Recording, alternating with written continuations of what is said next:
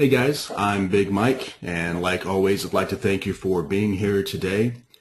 Today we have TopstepTrader presenting, probably for their third or fourth or fifth time. I can't keep track. The other webinars they've done have always been excellent and very well received. We have the CEO of TopstepTrader, Michael Patak, and the Director of Scouting at TopstepTrader, John Hoagland, here today. And they're going to talk in depth about the TopstepTrader's Combine program. Just a few bullet points that we're going to cover today. The history of TopStep, the creation and evolution of the new Combine programs that are available, the benefits of the Combine, like how the benefit passes on to the trader, and then of course if you get funded, there's different benefits there. The accountability, the trade reporting. We'll also talk about the features of the program, like the new minimum day combine, the objectives, some of the custom objectives that you can request yourself, the squawk radio, the coaching, and much more. And in the trader development area, we're going to talk about risk, discipline, trading plans, etc. And again, we're trying to set the expectations for being funded, like loss limits, drawdowns, position sizing, etc. And with that comes the trade reports, the importance of keeping a journal, analyzing your trades, putting it into forms that you can use to your benefit to figure out how you're progressing. And with that, of course, is all the program statistics. We're going to talk about how many people have succeeded, how many people are funded, what it's like, etc. All right, guys, so with that, I'll be turning things over to TopStep here in just 1 second. If you guys have questions as we go, type them into the questions box, and John and Mike will do their best to get everyone's questions answered today.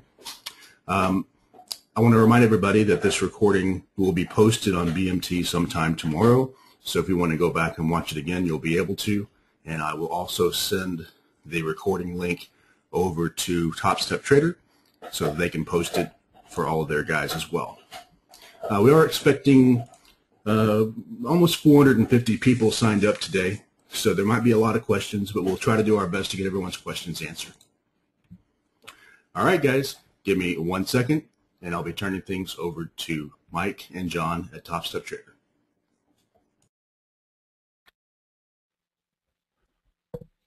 Good afternoon, everybody. Having us on to talk about TopstepTrader, the Combine, and trader development. We really appreciate all your help, and we're very happy to be here today. I'm John Hoagland, the Director of Scouting. We would, on behalf of TopstepTrader, I'd like to thank everybody for attending today's webinar, your interest in the TopstepTrader program, and mostly for your time to give us the chance to speak to you. I'm going to introduce right now the CEO of TopstepTrader, Mike Patak. How you going? How you doing, John Hoagland? Thank you, Big Mike, for having us on here today. Little quick bio, because I know you guys aren't here to hear too much about me and John, but more about what's going on here with what we're doing and why we're doing it. My name is Mike Patak. I am from Nebraska. I started in the business about, I want to say, 10 years ago on the trading floor. Before that, I was trading electronically. So I got the trail end of the pit activity, but before that, I already understood the electronics when that came out. In about 1998, I think I first put on my first trade. I always wanted to become a trader. I used to buy and sell calves at a sale barn in Nebraska when I was 14, 15, 16, trying to flip those, but typically they'd end up dying before, and they'd end up worthless value, so there's really no flipping them. But that's kind of how I got my start as far as trading. I always wanted to be a trader. I was around big grain families that would watch the commodities trade on their, kind of looks like the very old school computers. They'd folks up there only. Nebraska, at a farmhouse in Nebraska. I would watch the grain market, the beans, the wheat, all that kind of stuff. I was mainly concerned with corn at that time, big corn production out there in Nebraska. So I would watch that, get familiar with the markets, very, very intrigued. Of course, the movie Trading Places I watched, and that's what really turned me onto the markets, because I understood that time is irrelevant when it came to trading. And as a country boy growing up, everything was getting, I wanted to get find a job that time was irrelevant. So that brought me to Chicago, where I basically, before I got here, I blew out of three $30,000 trading accounts. Had the love, the passion, everything for trading. Was an athlete too. Kind of had that competitive side of me that said, you know, I can do this if I just put my mind to it. And came up here to Chicago, found a prop firm up here that basically said, all right, sit down here. You hired. You don't get any pay whatsoever, but you have this you can sit in, and you're going to be trading the Dow Minis. I think the Dow Minis just came out at that time. I had been trading a lot bigger, but I was failing before that, so I had to basically humble myself and trade one lots only. That's where the real education began. That's where curbing the ego began, as far as finding myself as a trader. I always, you know, wanted to be a trader, but I never put myself at that title because I didn't have a steady income to generate from it. So the prop firm that I started with helped educate me on having a loss limit. It had a $300 loss limit. I could put on a one lot, and if I had $750 built up for the day, I could put on a two lot. And if I had 100 put on the day, I could put on a three lot. Once I did that on the simulator, and I showed them that I could do that for X amount of time, I think the point it was 2 weeks. Show us you can do this 2 weeks in a row of averaging $300 a day on the upside, the trading average. We're going to flip that switch, and you're going to be one of our funded traders. That's where I got my start, and then I bought myself out of the contract after I've been trading with them. Had been trading with them for about a year, and went and bought a seed trading floor. Started doing electronic and pit activity. That brings us to basically where we're here right now. I'm going to introduce John Hoagland. This is I'm happy to be standing next to him. This is John's 30th year in the business. He started in February 1983, so this is 10 year, I guess you would say, but been in the business quite a long time, and he'll give you some of his history. His family goes back much further than that. Thanks, Mike. I appreciate that. Yeah, a full 30 years in the industry. It's hard to believe. It's gone by like the blink of an eye, and it's been easy the whole time. No, that's a joke. It's absolutely not the truth. We all know this is the hardest in the world to make easy money. So, but I did. I started in February of '83, worked my way up from a runner to phone clerk. The way people got into the industry back then. Became a proprietary trader, then eventually a self-funded trader, and then a floor broker for about 12 years, as well as a self-funded trader. My family history goes way back in the industry. My dad was on the Board of Trade floor for 40 years. He was the hedge manager for Ralston Purina, which is a huge producer of animal feeds, as we all know. They used to be big into cereals too, but sold that to General Mills. First trip to the trading floor, I was 6 years old. Ran into a friend of my dad's yesterday on the floor, as a matter of fact, Tom Cashman. He says, I remember you when you were 6 years old walking around down here. So it's interesting to see some of the history down here still. My dad's dad traded cash grains before him as far back as the Great Depression. So let's get into TopstepTrader. TopstepTrader is a scouting agency looking for trading talent to be funded by our equity partner. It became apparent as electronic trading was growing that trading talent could be found worldwide. There's a lot of untapped talent out there. Trading was available to anybody in the world, which meant trading talent could be found anywhere. And we decided that we would like to find them, help them develop, and eventually get them funded by our equity partner. So we're trying to come up with a way, a system to do that, and that was the creation of the Combine. Even trading psychologist Brett Steenbarger notes the similarities between performance in this arena and the sports arena. So that's where the Combine came from. Mike decided that the NFL Combine, just putting guys out on the field and seeing how they play, scout them from the stands, if you will, and that's where we came up with the Combine. The proving ground. So, Mike, I'll hand it over to you now. Okay. So, guys, how we're going to do this isn't about us telling you about TopstepTrader and just one thing. We're going to open this up to questions and let you guys know why we do what we do and the reasons behind it. A lot of it is behind of the industry and the failure rate in the industry and other things that the industry provides, and we want to provide a proving ground for individuals in a safe environment to develop and grow and become a better trader while getting discovered. Much of the proving ground that kind of John talked about, sports, you look at sports. Let's talk about baseball. The proving ground for baseball is the minor league system, the farm system. It's development. There's player development coaches out there. There's batting coaches and baseball coaches or pitching coaches. We wanted to create a professional sports model for traders. We wanted to have a minor leagues. We wanted to have a major leagues. And we wanted to do that in a way that traders, because that's what this industry is performance-based, where you have to prove yourself. So the proving ground is called the combine, where where you are evaluated. This started, the combine has evolved quite a bit since we started. The idea started as saying, oh, I'm from Nebraska. I gave you my background. I'm from Nebraska. I started off, saying, all right, I want to do this with the passion and all that kind of stuff. But I didn't have the discipline, but I had the hard work. The discipline took a while to get to where I was at in my career, where things were running on all cylinders, where you always had to fine-tune it, where you were never done, and you always had to keep learning. Our goal with the combine was to go out there all around the world that had the exact same passion, the better hard work, better disciplined, smarter than I was. All these little things that we knew people out there that maybe didn't have the chance to prove themselves.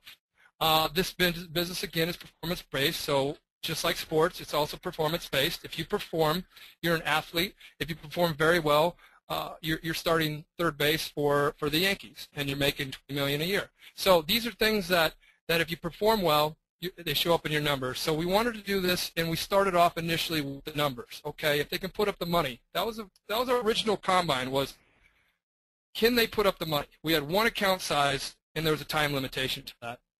We wanted to say, all right, if you're going to jump in this industry, this is what it's going to take. So we started with the combine with one account size, one limitation. It was a profit objective only with no metrics.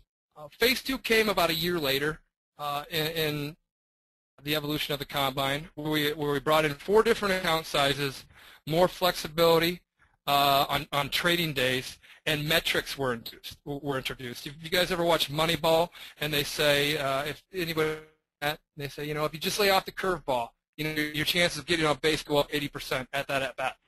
Things like that is wanted to help people look at this in phase 1. In phase 1, we noticed, okay, it's not about just the upside, and it's a lot about managing the downside. So that's something that helped us get to phase 2. Phase 3 then was getting to a point where we introduced a 10-day or 20-day minimum combine. We have to trade a minimum amount of time in a certain amount of time period, as well as you could customize what you wanted, how you wanted to trade. So instead of us saying, all right, it's the exact same trader we want, some cookie cutter or trader, if you want to call it that, tell us how you can trade. If we approve that, we're going to go ahead and say, hey, trade it. If you say you get this many home runs and do this well, then that's how your contract reads and in the pros, and you're going to get paid better for it. Well, that's what we wanted. Again, a proving ground. Show us you could trade, and you can do it in a safe environment that no trading capital is at risk. So the combine basically allows us allows you to go out on the playing field, to go out on the baseball diamond like the major leagues, to perform as a batter, perform as a fielder. Show us you could trade with your trading strategy, your methodology, your trading plan, all that, while we sit in the bleachers and we can take our notes as scouts, seeing who's trading well, who needs work, things like that. This allows traders to showcase their trading talent. This allows them to, again, to create and develop their trading strategy and get to that point where, while they're doing all this, they're now putting themselves in a position where they could get discovered. So for us, it was a win-win-win. It was a win for them, it was a win for us as scouts, and it was a win for the equity partner as financial backing them, because we can develop and we can discover at the exact same time. So that's where the proving ground started. I'm going to go into, John's going to talk about the benefits of the Combine. One of the things I do want to mention about the evolution of the Combine is the changes that we've made to the Combine have largely come through suggestion of people in the program. We're getting better and better at what we're doing, watching and helping others get better and better at what they're doing. This came through the limitations in different parts of the Combine, which is in large part how the Combine has evolved into what it is now. And I think that the current phase with the minimum day Combine is going to be really the most beneficial towards the traders in the program and their development. It's going to give them time to choose their trades better, to choose the days they're going to better, and give them take a little bit of pressure off of hitting certain metrics or targets within a certain amount of time. So the benefits of the Combine that we'd like to talk to, it's a great place for traders to build themselves and their strategies. It's a safe place to develop strategy. There's no risk capital. A safe place to develop market knowledge, and even more importantly, self-knowledge, as most of us are familiar with the idea that the markets do what they do. There isn't much we're going to be able to do about it. It's our belief system and the way we respond to the way the market is moving and the information the market is providing that's going to create the success or failure. So in that, it really helps you develop a belief system that can help you succeed. If you're using the many tools and the features in the program, it all just lends itself towards development. You get to prove your trading plan in the Combine. If you develop the plan you believe is going to be profitable and repeatable, the Combine is a great place to test it out, to show us that you can do this, that you can do it repeatably, because there's accountability similar to live trading. In the Combine, there is a deposit for participation. That little bit of skin in the game gives it live trade feeling, and we are learning from people in the program that without that feeling, the development just doesn't happen the same way. It's not just a random sim account that you can reset. The scout team is watching and evaluating your trading, your choices, your risk, your capital preservation. These Combine accounts are treated like funded accounts. We don't really do do-overs. So you are held accountable for the sins and mistakes that you may make.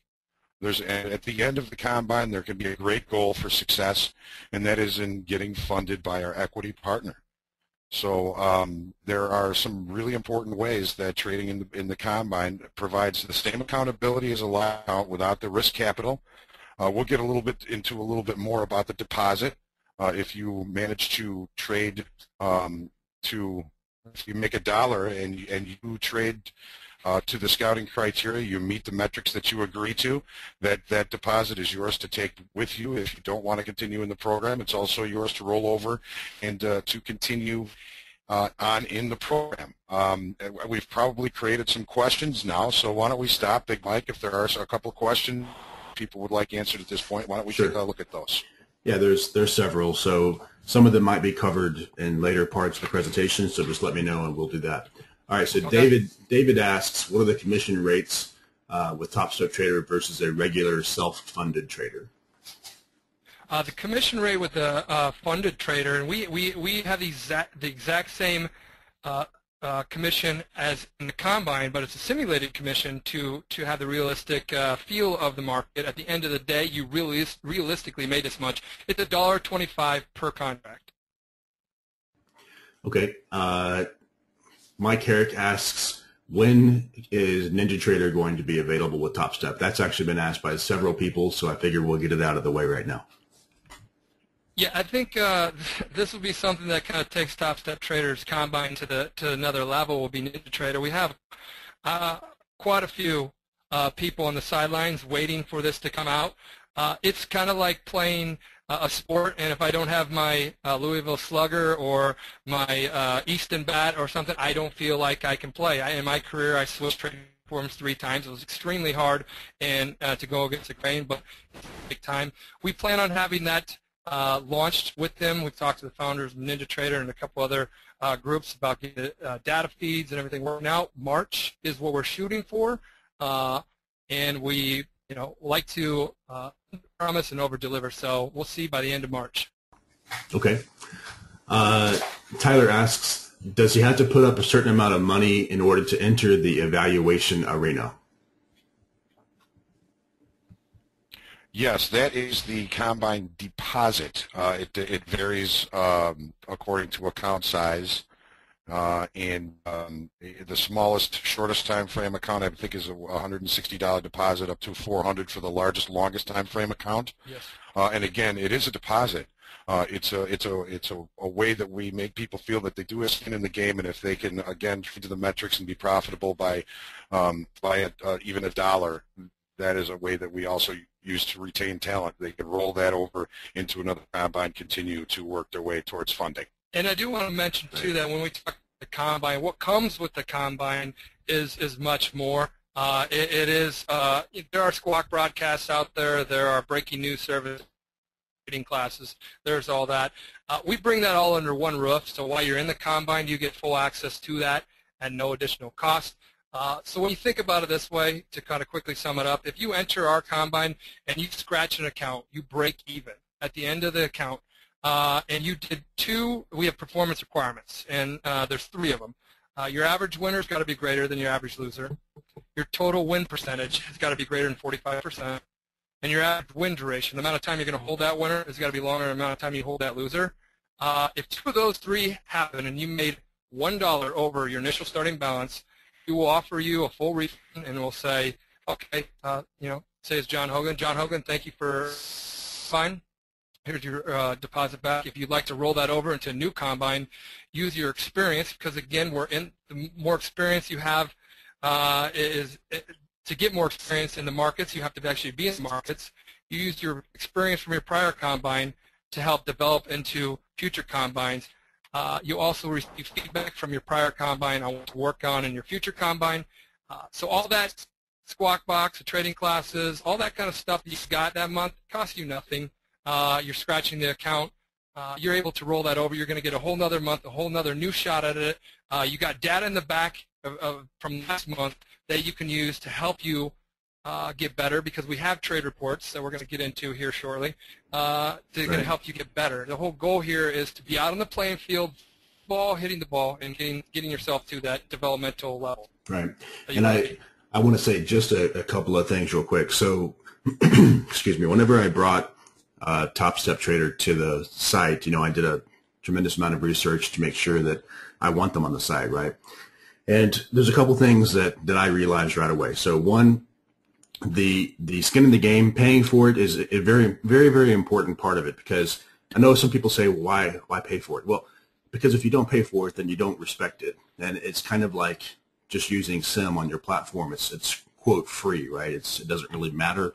You'll make decisions on SIM that you wouldn't have made with live money. So if you're paying for the combine program, then it makes you respect it more like you would with a real account. So that's very important. And the second thing that I came to the realization of, and I think it's very important to mention, is that the average person, I don't know, if you talk to the brokers out there, they'll probably say that the average trader, the average futures trader, opens an account with $5,000 or $10,000, and they'll trade that account down a lot percentage wise, and then several things will happen. Either they'll start changing things and slowly try to rebuild it, or they quit trading or whatnot.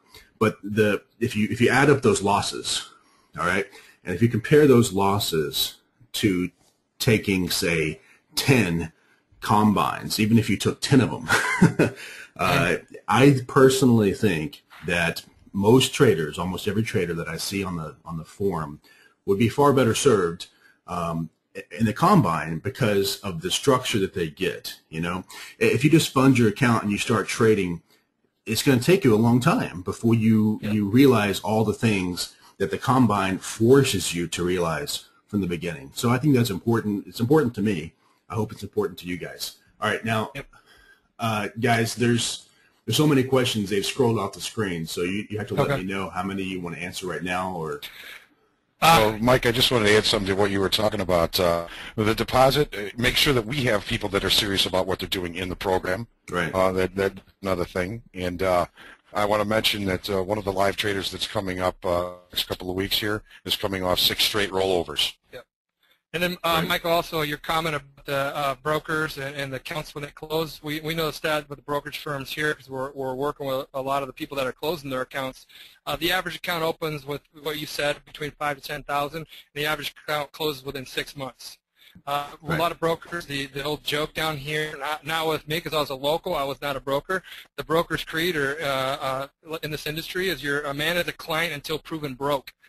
So that's something that we understand that there was no, if you wanted to get into this business, I came from Nebraska, the only way I had to get into it was to put up the coin. I lost it, I had to find a prop firm. So there was no in-between, play the game or get out. The CME and the exchanges have data feeds that they cut off after a month to basically said, get in the market with real capital. That's something that we worked at CME to basically, we have a partnership with them saying, okay, we want continuous simulated, because I cannot tell a recruit that's been with us for a month who just did very poorly on a simulated combine with risk parameters like he would in a real live account to say, I can no longer give you data feed, go trade in the real markets. Right. And I go, that's counterproductive to the business. That's counterproductive to the business, and it has everybody's best interests at heart when you keep them live longer or permanent. Right. Okay, I'll read some more questions. Just let me know whenever you guys want to move on, and we'll hold the rest of the questions. Robert says, once funded, is there a contract with a minimum term, or are there any restrictions from trading with other firms? When you basically, TopstepTrader's recruitment and development program or scouting agency, that funds traders to Patak Trading Partners. That's one of our first equity partners. What we do, that is a proprietary trade firm, trading strictly proprietary capital. They ask for no trading capital contribution. You will sign a typical standard trader contract with that, which is for a year, and that's basically we want you trading with us for a year. Okay, Michael says, do you have any preference on the style of trader that you're looking for, like day trading versus trend trading versus swing trading, etc.? No, we don't really have any particular style that we demand or look for. We do know that not every trader is going to fit the parameters that we're looking for. We don't hold positions overnight. We also know that people seem to gravitate towards different types of trading. There are better range traders than trend traders. There's people that can trade trends but can't trade ranges. We try and encourage them to always, of course, look at their strong points and try and exploit those. At the same time, continue working on developing strategy and belief system that's going to help them trade in any market state. Right. We don't really have a time frame other than we don't hold positions overnight that we look for, and we've also made the objectives customizable so that if there's a scalper may not want to have to live up to the performance requirement where they have to hold their winners longer than their losses. It just may not fit their style, so they can request a change in the performance requirements to help the performance requirements fit their style of trading. Right. So while we don't have specific things that we're looking for, we're trying not to limit people from particular trading styles that they find they find fit their personality at the same time. Well, most people are day traders. Similarity. Okay. Yeah, to put a quick similarity, if you're a scout sitting in the bleachers and John gets up to, we have a 40-yard dash in our combine, John says 10 yards. I know when John comes up, he's running it in 10 yards. That's how you submit a customized objective and set it. I want to be evaluated under this type of evaluation, and you can submit those custom evaluation proposals to us. We review those. They need to be approved before entering the combine. Once you enter the combine, we look to see you trade as advertised, and that stays with you if you continue with us. Winfred asks, with a new combine criteria, what happens if all the metrics are met, but the account has an average of $0 after 10 days? Can the account be rolled over, or does the entire 30 days need to be completed? It needs to be greater than 0. So if he has it by $1, he can roll it over the next. He can choose to have it reviewed, and then once for reviewed, it's going to say, all right, you did not meet the objective, but you did meet the rollover. and you are going to be sent an email basically stating you can roll this over. We'd also like to see if you are to schedule a call with a scout to go through the feedback from your prior performance. That is something that's going to help you out. Now you can start new, and you can start fresh, and whatever you learn in 10 days, and if you guys talk to any type of trading psychologist or anything, habits can get broken. Focusing on them in 2 weeks, I've seen 2-week goals, but habits, if you focus on for a whole month of focusing on breaking that habit, it gives you a really good chance of breaking that. Right. Yeah, and with the new combine parameters, if you're in a 10-day combine, it's a 10-day minimum. 20 trading days to trade. If you haven't reached your goals in the first 10 days, as long as you haven't hit the loss limit or the max drawdown for the account, you can continue to trade until you do reach your goals and then submit your combine for review. So you're getting more time. Right. So you don't only get to trade the 10 days. You get to trade all 20 days if that's what it takes for you to reach your goals. Right.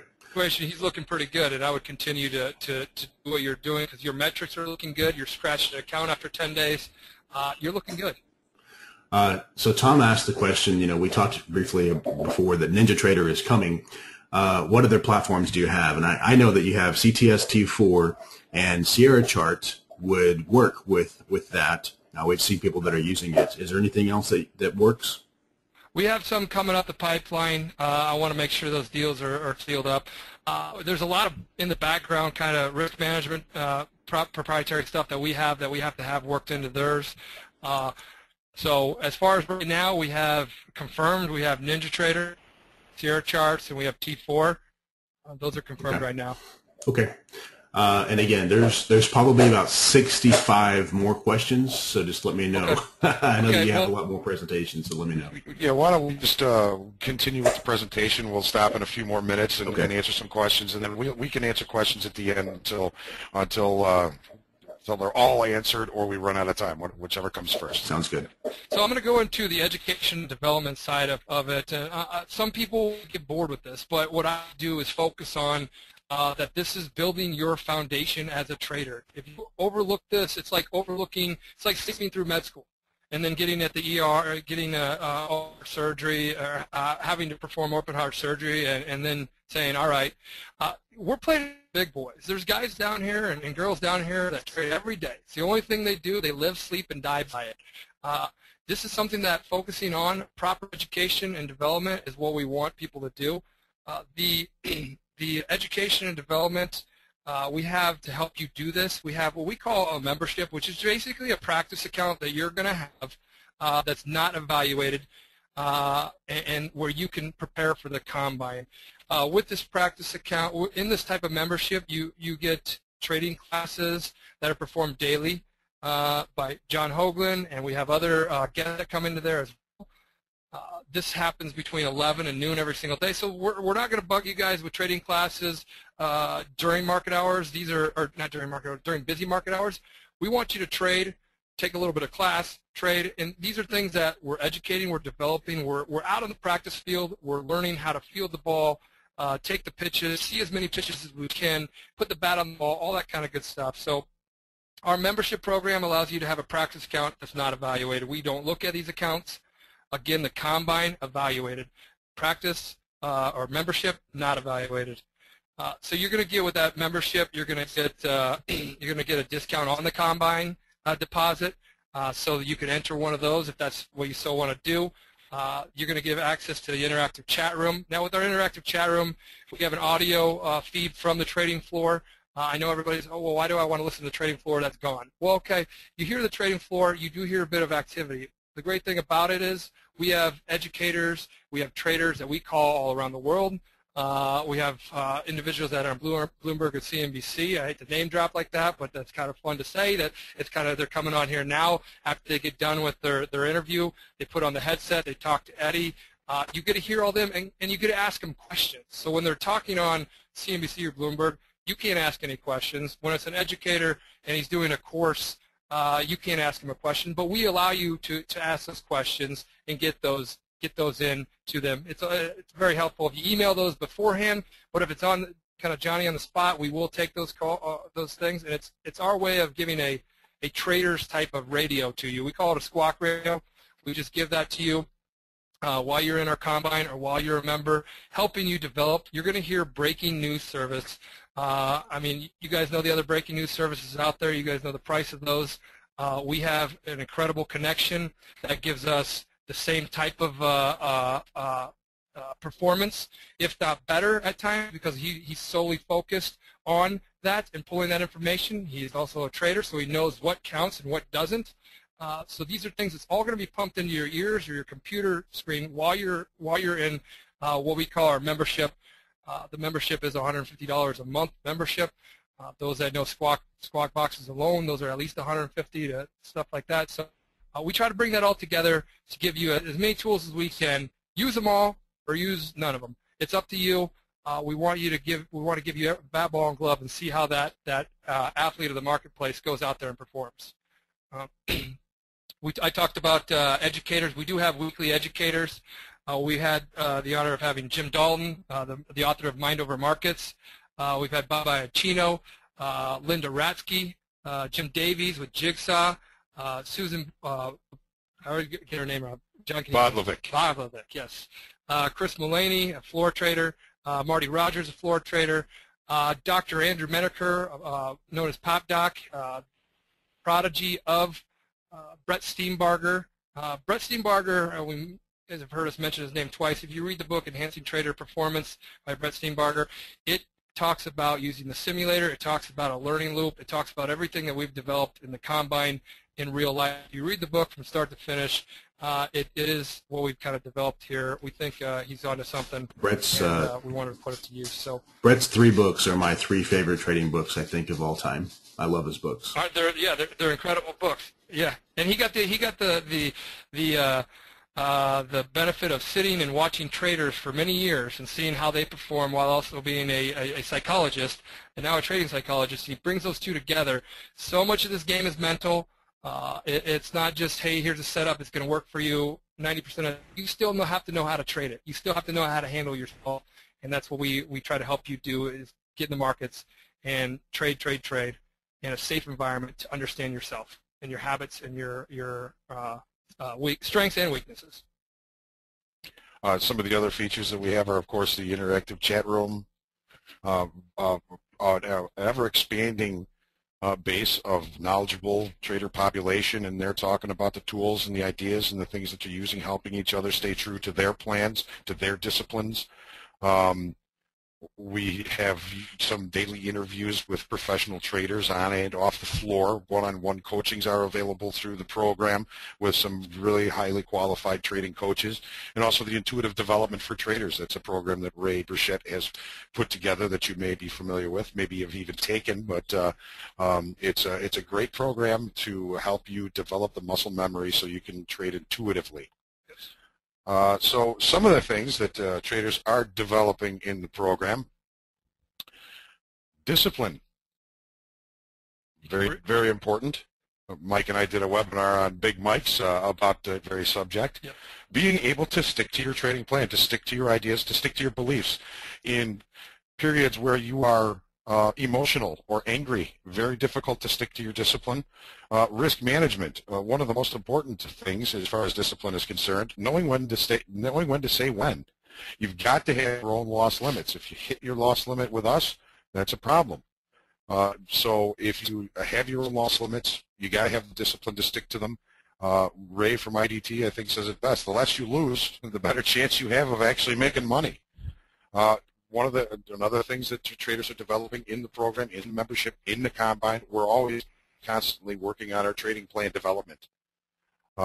It seems to be part of being a student of the market is you're always working on that trading plan. You're always developing as a trader. You're always increasing your market knowledge and your intuition with the market, your market feel, your self-knowledge. Most important, you get to know a lot about yourself. And without that skin in the game, without the accountability, these lessons come a lot slower. It's very important to have that accountability and that skin in the game, because you're not going to make the same decisions if it doesn't count. If it counts, it's a lot harder to pull that trigger. It's a lot harder to make that decision. And what you learn about yourself in the market, your learning curve speeds up exponentially, especially if you are really in tune with your trader personality. You are trading a product that is congruent with your trader personality in a style that fits your personality. So these are all things that traders are developing in the Combine, in the membership. There's many funded traders in the chat room, in the program, that are using the Combine as a development tool. If they are trying to develop a plan, if they are trying to supplement the plan that they're using in their funded accounts, they come in the Combine because it has that accountability, it has that feel. Another thing that's not on the list here, but I think is very important and never should be overlooked, is your journaling skills. How good of a journaler are you? How detailed are you? How well do you review it? Are you just thinking about, okay, well, this is what I did and this is what happened? Or are you going through each trade in your head and thinking, you know, what could I have seen that may have brought forth a better outcome for this trade, or a less bad outcome for this trade?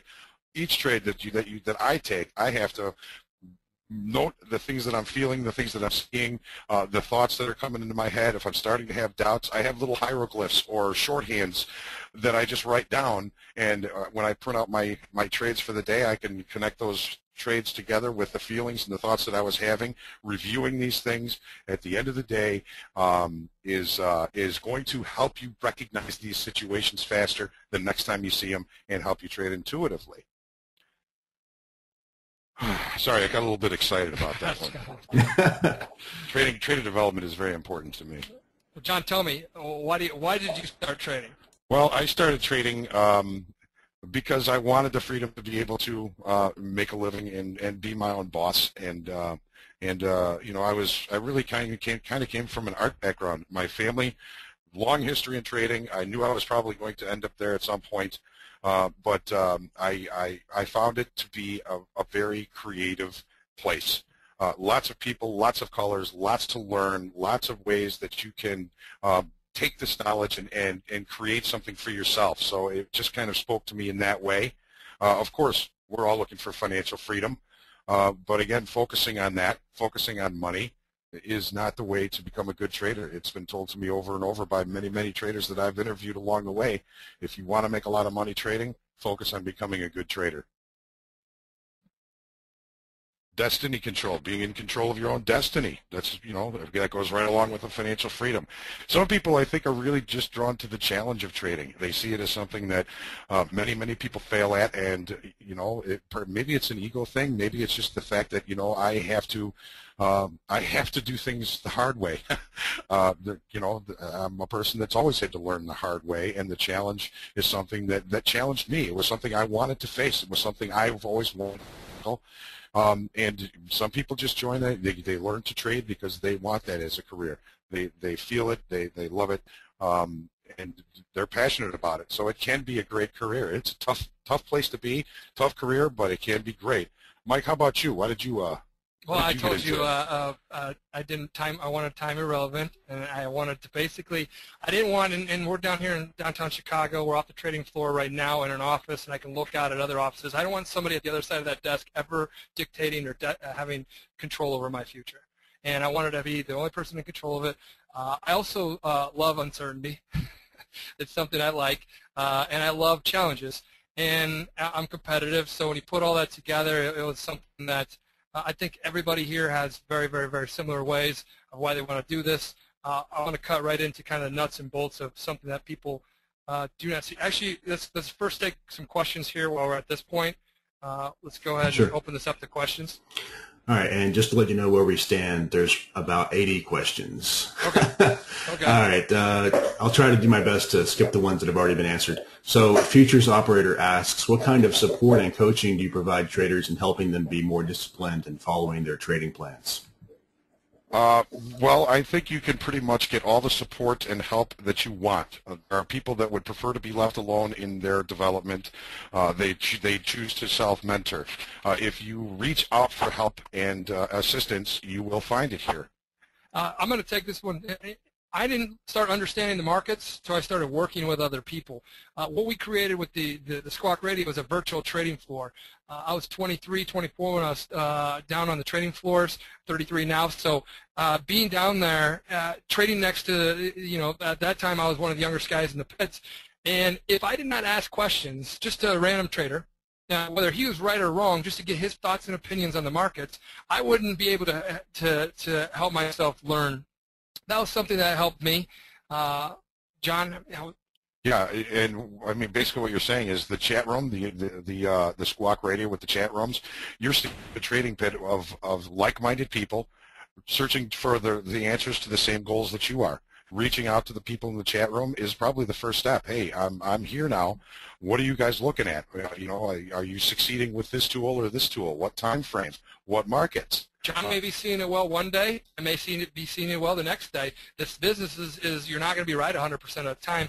We offer feedback at the end of your combine if you learn and develop and understand. So that's another thing. And in my opinion, there's the classes. Sorry, in my opinion, it's that's right. Go ahead, John. Go ahead. There's the classes. We do have one-on-one coaching that's available through the program. Performance reviews after each combine are available upon request.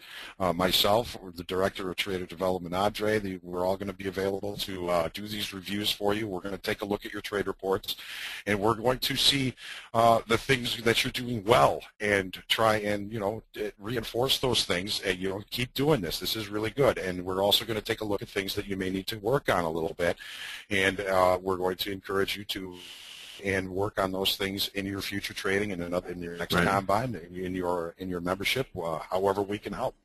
And I just want to say that I mean all those things are great, and you guys know that I feel very highly about your program. Otherwise, I wouldn't have brought you on.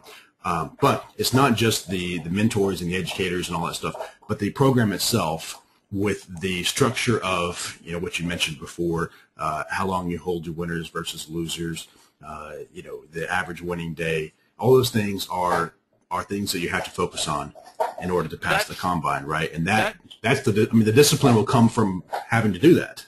Yeah, and that's what we're going to get into is our trade reports. Our trade reports is basically going in the back and waking up and looking at yourself in the mirror. Who am I? Who am I as a trader? We have a lot of people that do email us and say, I want to make $1,000 a day.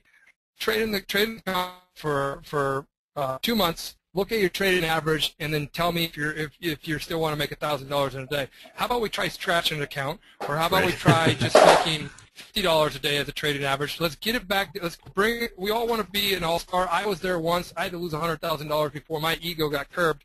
I had to really come back down to earth and start with one lots and get to a point where if you can't trade small, you can't trade big. It's a humbling feeling looking at yourself every single day and actually looking at your metrics like you talked about with the average winner, or you were just mentioning with the average winner and the percentage. That says a lot about who you are as a trader. They use it in sports. At the end of a game, anybody who's played a sport before, you'll go watch tape. They'll tell you how many turnovers you had. They'll tell you certain things like that. These are metrics that you use that to stay cognizant of, to work on the next game, to work on the next time you're out in the practice field and or the playing field. Right. I see a couple of questions, so I just want to have you guys clarify that there's the combines, which you can do individually, and then there's the membership, which includes the other stuff and a discount on the combines. So would you just clarify that it is possible to take the combines without the membership if you desire to do so?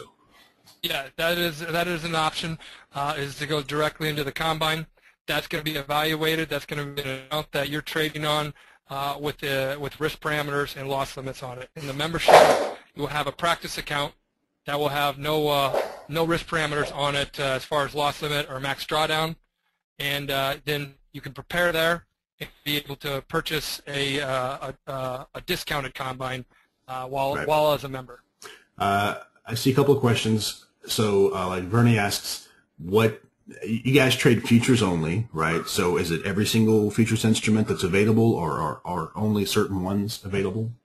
I mentioned scratching a deal with the CME on the simulated continuous data feed. We have CME group products only, so we're talking about NYMEX, COMEX, CBOT stuff, CME stuff, of course. So crude oil, gold, 10 years, 30 years, corn, Right.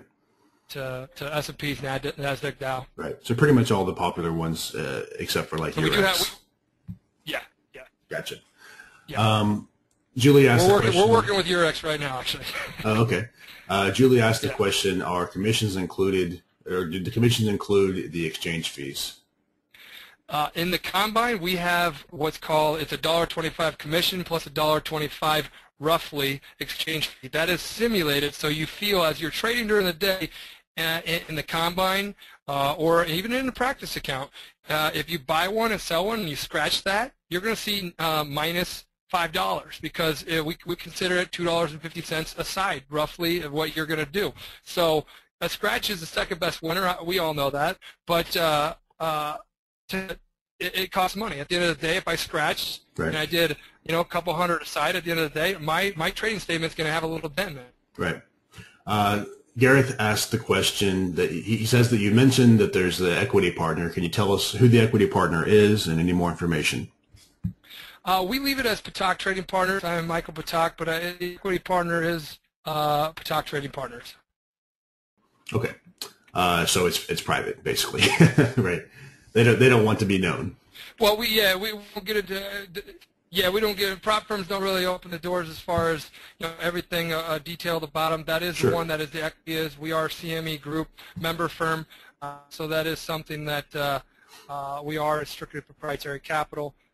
So that's kind of where we are with everything there. Right. TAC asked the question: how much time does it take after he's passed the combine before he can get funded? It usually takes paperwork a week to 2 weeks after completion of the combine to get on a funded account. And again, we have to do a bit of paperwork. You will be speaking with Director of Scouting, John Hoagland.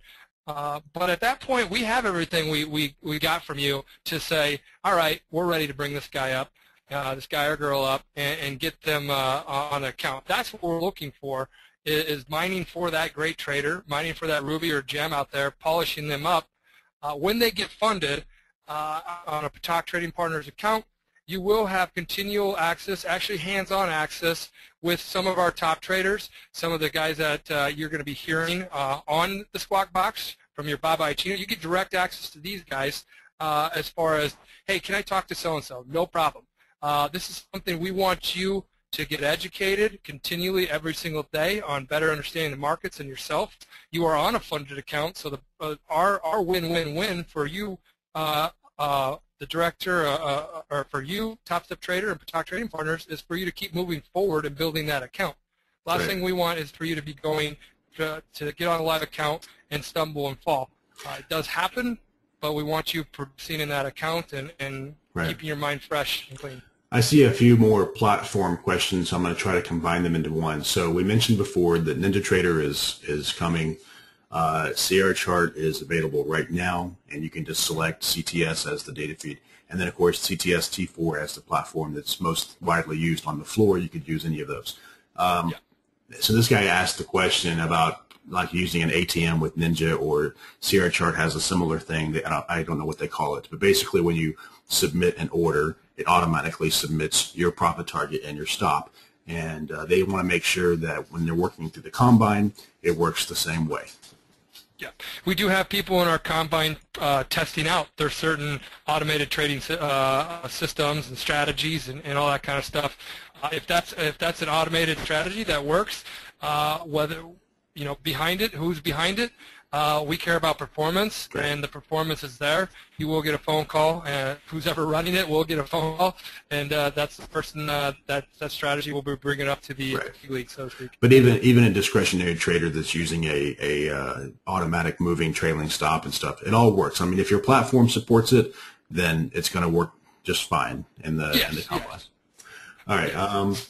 John asked the question: is there a limit to the number of combines that you can attempt? There's not a limit to it. We've told people to basically take time off if they're continually going through combine with exact performance. Because here's the thing, guys and girls, we have feedback that we want for you at the end of it. If you choose for it, great. If that's on you, we will say slow it down. Slow it down. You're doing something wrong, and let's get to the bottom of it, and we'll dissect that with you. If it's something that we want you, or you need to talk to either a coach or take some trading courses, if that's on you. We're going to help guide you the right direction. But again, we want you to slow down and understand the markets. Right.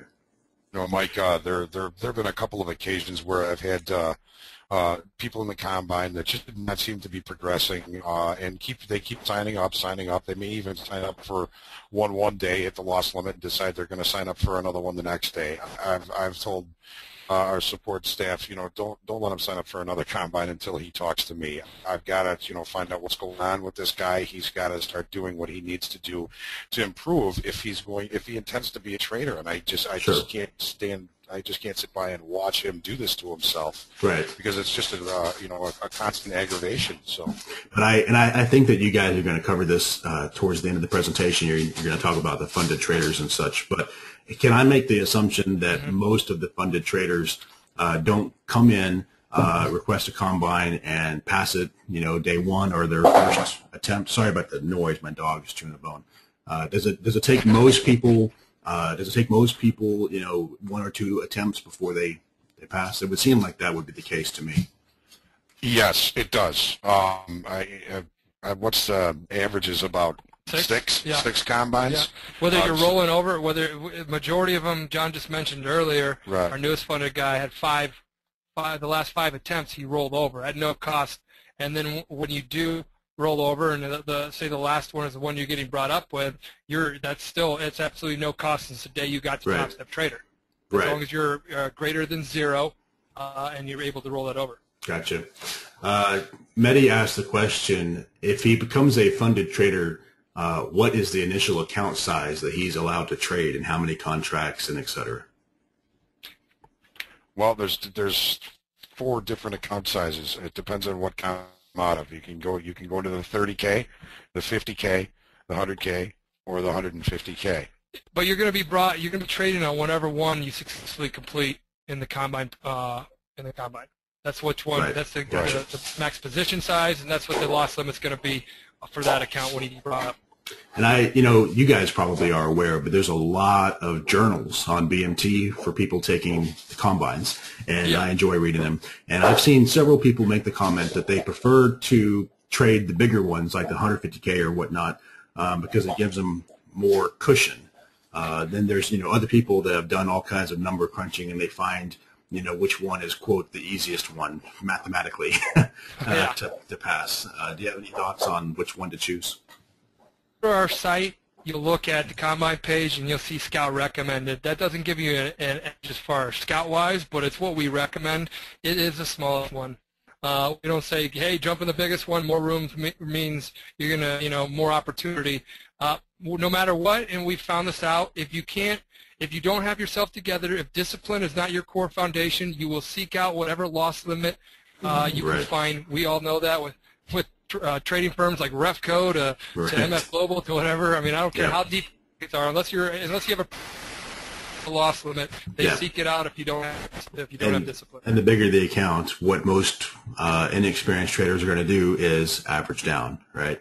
Yes. So they just keep adding and adding and adding. So. Yeah. And on that note, Mike, noticing traders coming out of all 4 of those accounts, the risk control being developed in the 30 and the 50K accounts is giving the traders that are being backed out of those accounts a much better opportunity, a much more real opportunity, because they're very cautious, they're very sensitive to the downside, and they're okay with buying time until they recognize a situation that they can exploit, and they're good at exploiting them, and then they'll wait for the time. Okay, I'm still reading through the questions. There's about 100 questions right now. Some of them we've already answered. Michael asked the question. He says, hey, Mike, I've supported you back on the floor with RCG. Is it possible for someone to trade only the overnight markets during the combine? And I wanted to expand on that. You said that the position has to be closed at the end of the day. when can a new position be reopened? Is it, when markets reopen at 6, or how does it work? Yeah, you know what? We all still use the word overnight, like the market closes down, shuts off.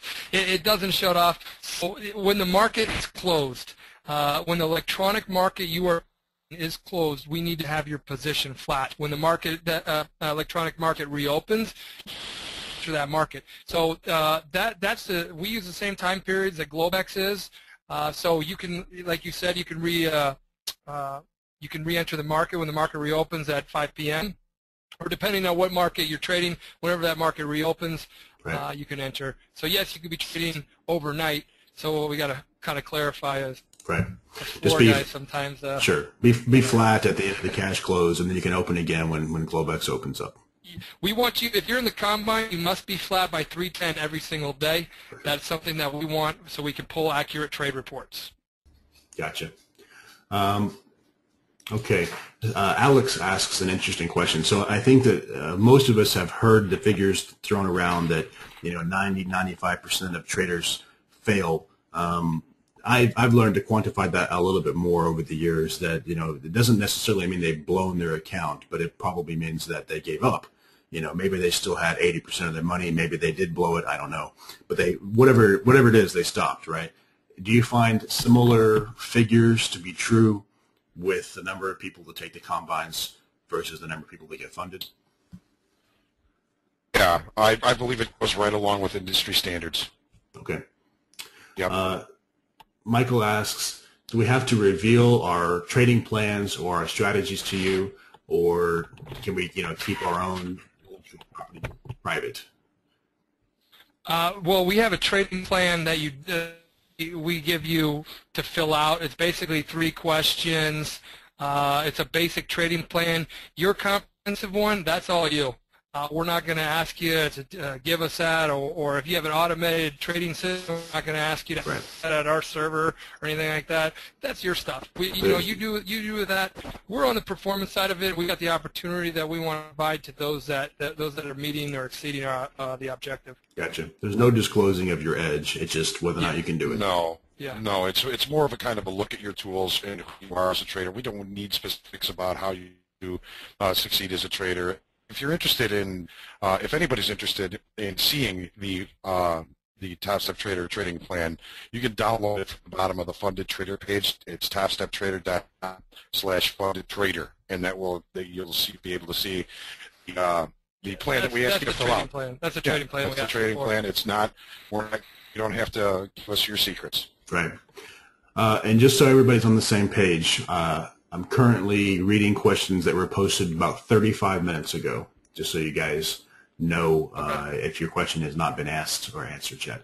Chuck asked the question. He says, if I get funded, do I have to trade full-time?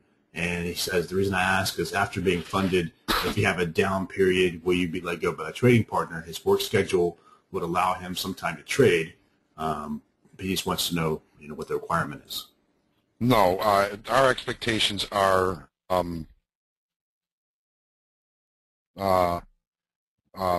we don't really have expectations for the live traders. As long as you're involved, as long as you are performing in some regard, we don't expect you to make $1 million in your first year.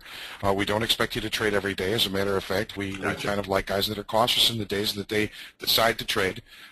We know that people have other things going on. We try not to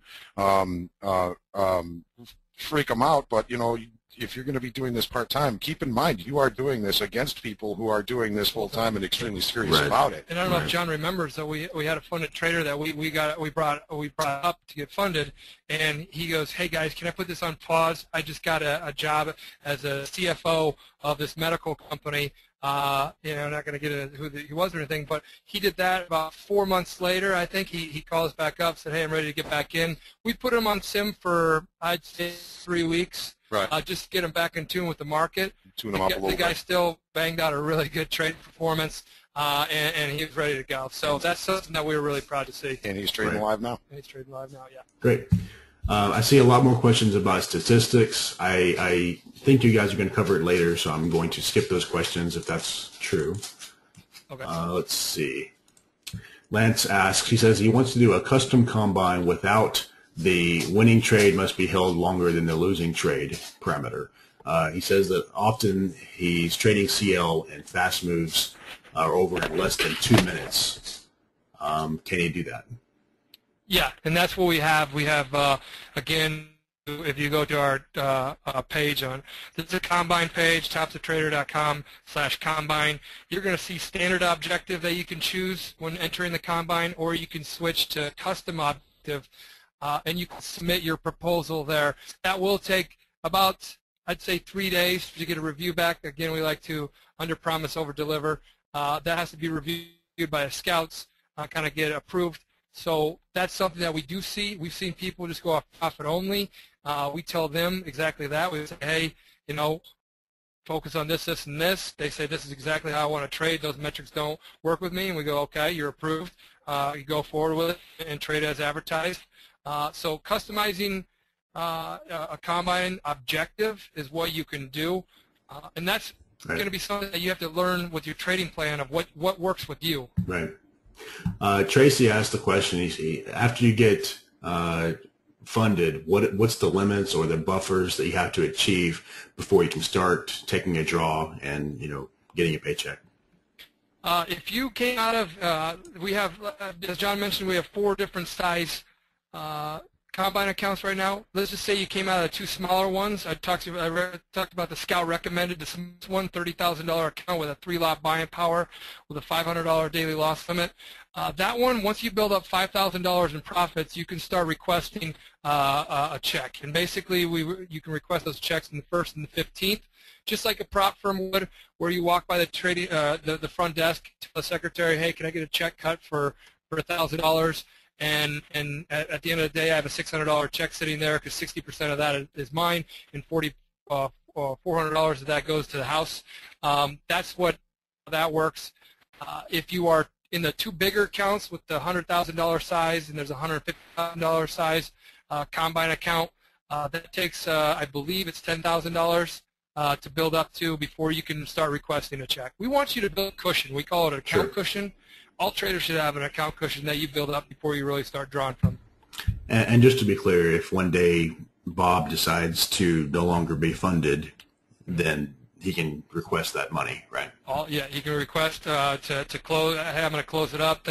Thanks, guys. And then whatever percentage split you're at is what you're going to be split at all the way down to 0. Right. Bringing your account all the way down to 0. Shanad asks, do you guys support options, futures on options? Not currently, no. Okay. Something that we should definitely be looking into very soon. Okay. But for now, we only. Octavio asks, is there any way to program the simulator so that price doesn't need to fully trade through a level before your limit order gets filled? That I don't know why you would want to do that. That's not realistic. No, you don't want that. No, we don't want. I mean, we can see glitches in the system. We can see when people try to game the system. Again, I just want everybody, when you're on evaluated account, you're being watched. So we have our system that watches certain things. We know when things aren't correct and when there's a glitch there. That's why there is a list of the permitted products we allow you to trade in the Combine program. Right. And plus, you know, you're in a queue when you place an order. You're behind everybody else that are already placed an order there. Right. You're not going to get filled in the live environment. The sim does stipulate the queue of the. But if we can figure out a way that I can get filled on my live account when it trades, let's do that. Yeah, I know, right? All right. So I've now caught up to where questions that have come in are now at the hour mark. So that's a good place maybe to stop the questions for now, and we can continue the presentation. Okay. In potato now, the trade report. A lot of people don't see this. Just looking at the site or hearing about TopstepTrader, oh, it's just this or that. Well, there's a lot of who you are wrapped up in these numbers, and this is the fun part. We love this part. You know, when it comes to you and you're trading, seeing this on a screen, each day you trade, I'm just going to, if you guys are looking at the screen, you can just look at and see a trading average of 416, current account balance of 54,000. So see this individual in a 10-day combine, 10-day minimum combine. Now you can see each day that they traded, what they produced on a net P&L with commissions factors, all the way to their average winner, their average loser. I'm going to go to the very top overall trade report.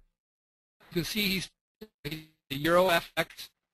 His overall average, you see the three blue columns.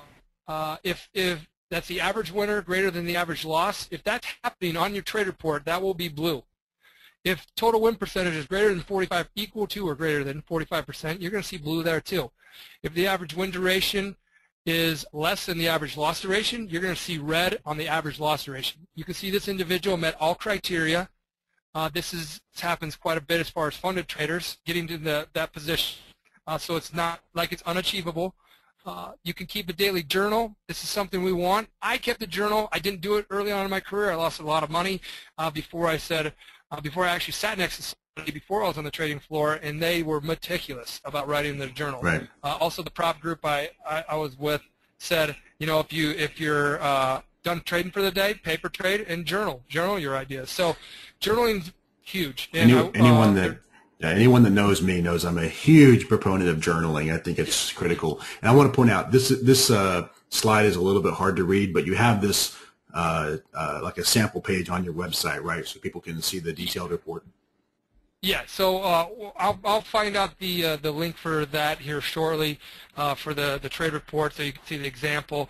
I apologize to everybody right now. Thought it'd come through, but basically the trade reports allow us to see the metrics of you, winning day percentage, win percentage for the day, how long you're holding wins and losers. John loves this one, risk reward. There's something that you guys don't see that we will be releasing here shortly that I love. It's called the high water mark and low water mark.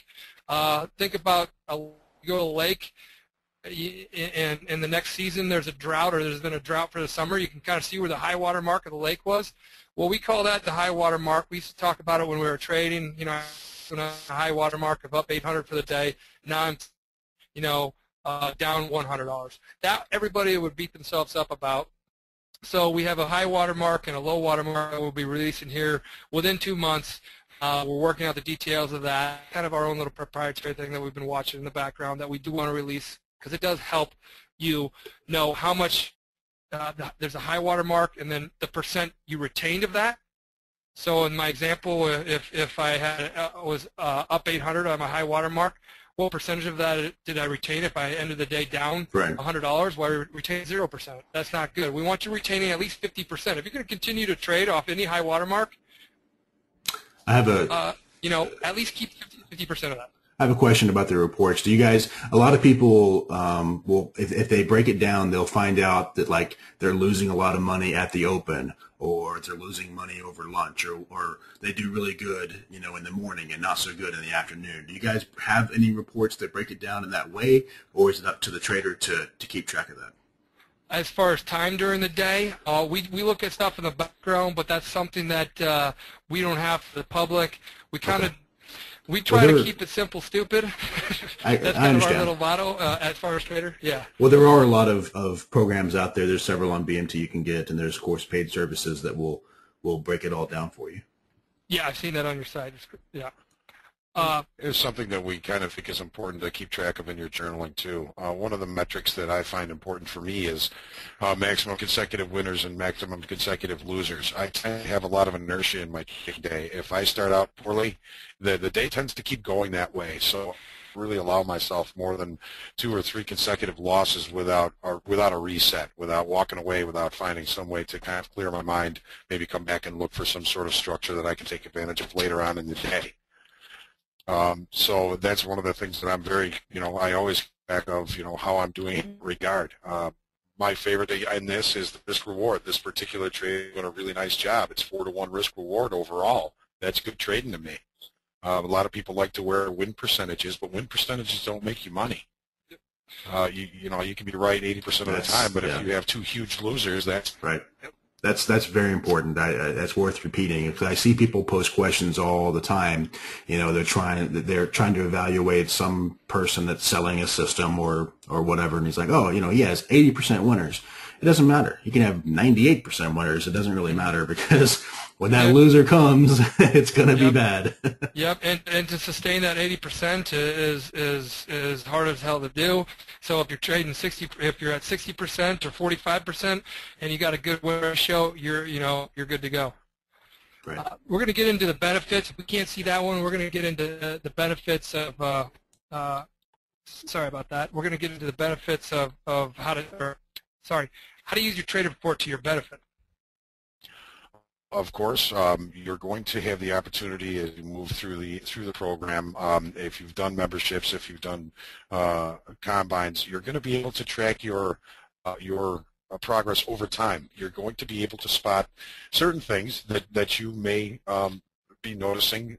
On days that you have a bad day, you may be noticing you just can't seem to stop yourself when you have consecutive losers. I like to keep track of, I've had to keep track of how many I'm able to come back from. And everybody seems to have metrics that are important to them. I like the average win greater than average loss. I like to see people that are keeping the math on their side. Give me somebody who's right half the time and a 2-to-1 risk reward over time. That if you can keep that up, that's going to make you money. Another thing that we probably, I don't know if you can see the trade reports too clearly, but you can't see it in here, is when you put your journal in there, you also recognize the market state of that day. Was that a range-bound day? Was it a break? Was it a trend day?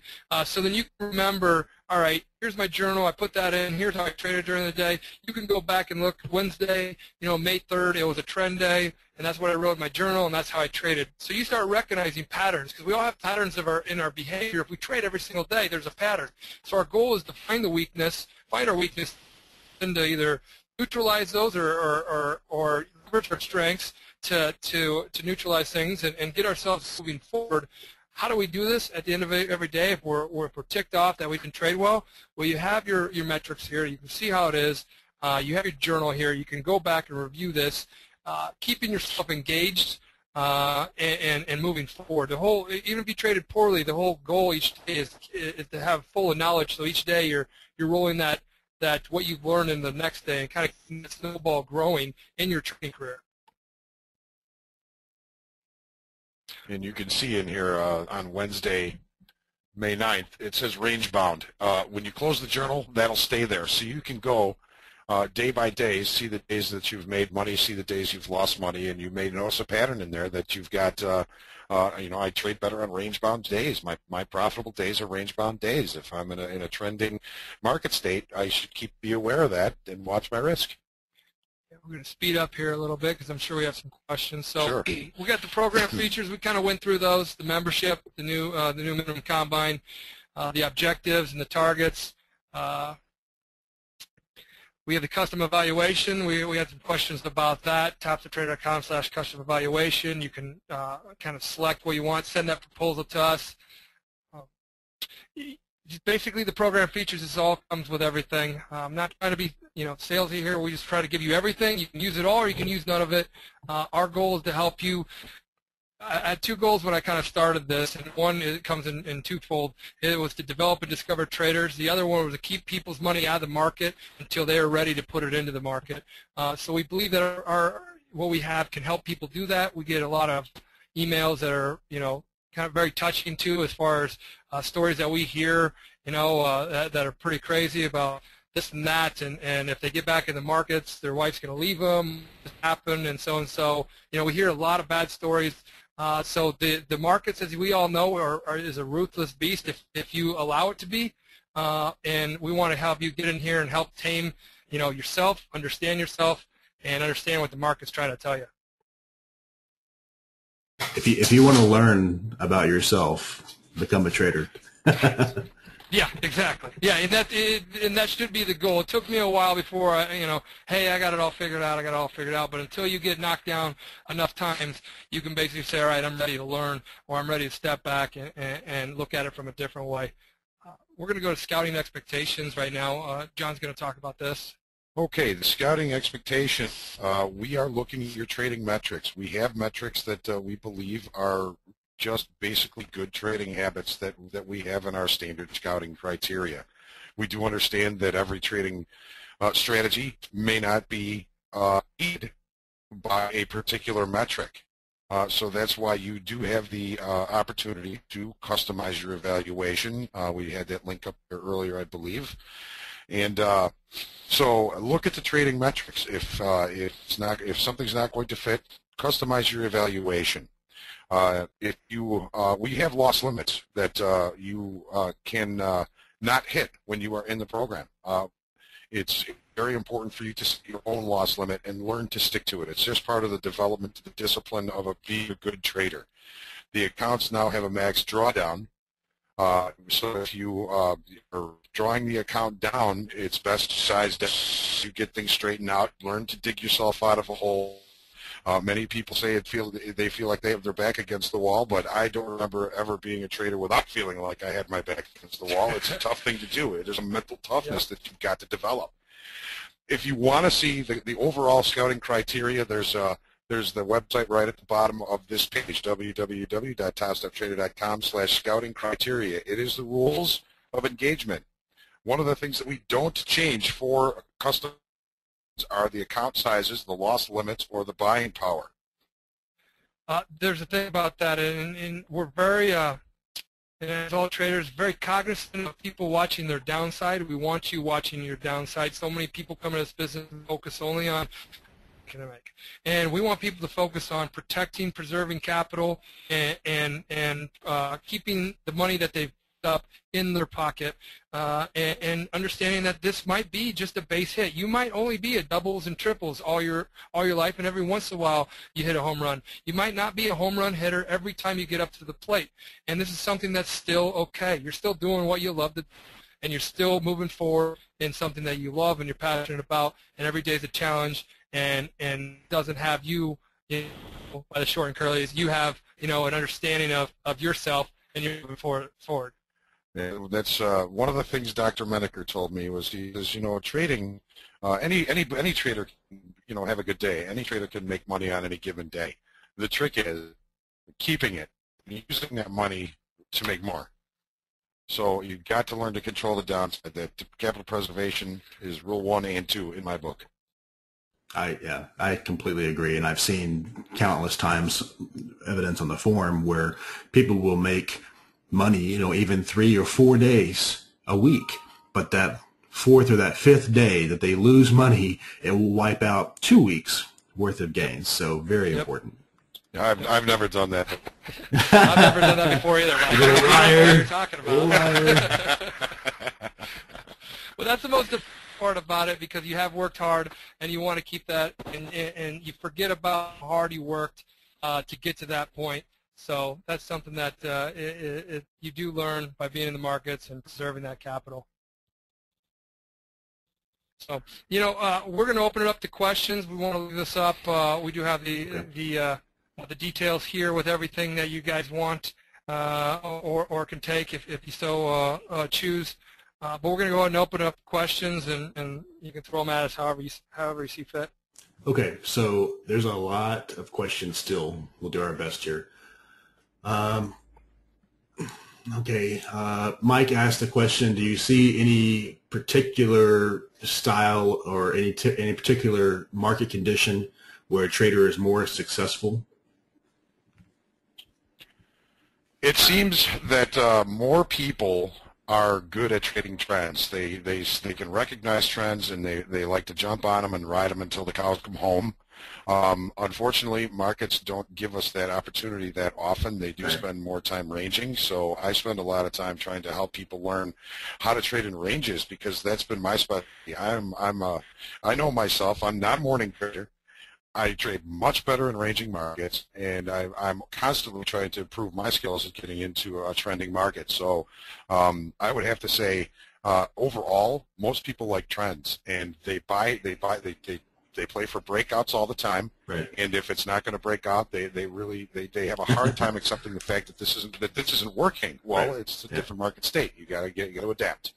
Mark asked the question. He says, okay, so with the most basic combine allowing 3 contracts to be traded, does that mean that he puts 1 contract on for the buy or sell, and then he uses another 1 or another 2 for the stop and target? So obviously that's not the case. The stops and targets won't count. But no, it's position sizing. Yeah, right. That's position. But if they're trying to like bracket news, then that would count as two. If you have an entry order to go long and an entry order to go short, bracketed around a price, that's obviously going to count as two. And I hope you don't do that, for my personal recommendation. Yeah, you're gonna have risk parameters, just like you'd open up a account. They don't allow you to trade, any max or any clip size or anything like that. They put risk parameters on you. That's what's going to be put on these, and then that's going to be have a max position of 3 that you can put on. Right. So the answer is no. It's you have one order entry into the market, and then the stop and the target are exit orders. They don't count. Yeah, they don't count as a position size. No. I'm trying to find the questions that we've not already answered. Jim says, I'm sorry whether or not this has already been covered or not, but is there going to be a fixed start date for using NinjaTrader? No, we don't have a fixed start date as far as that yet. It's getting worked on right now by both parties, us and Ninja, in the coding thing to make it so it works. So right. It wasn't as easy as we wanted it to be.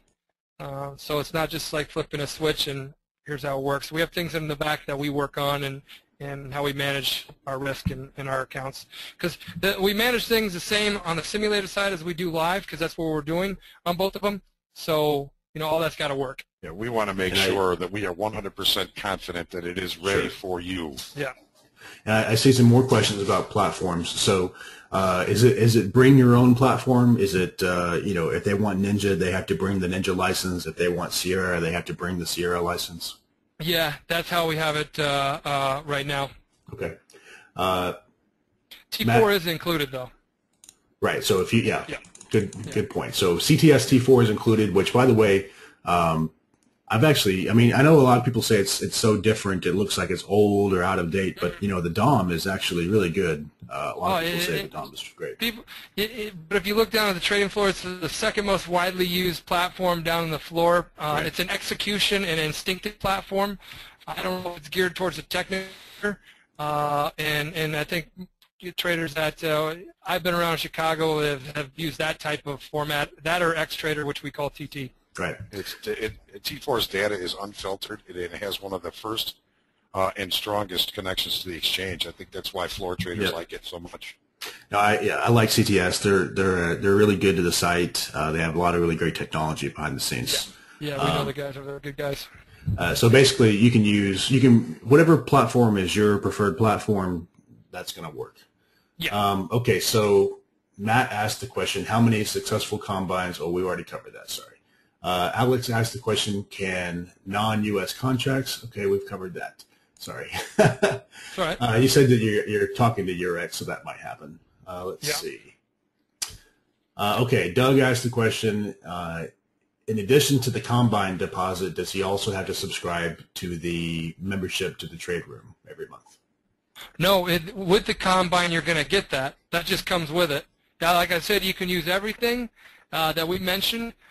Membership was just a different route. It's getting a practice account that you can practice in a non-evaluated environment, getting all the same tools and the interactive chat room, the breaking news service.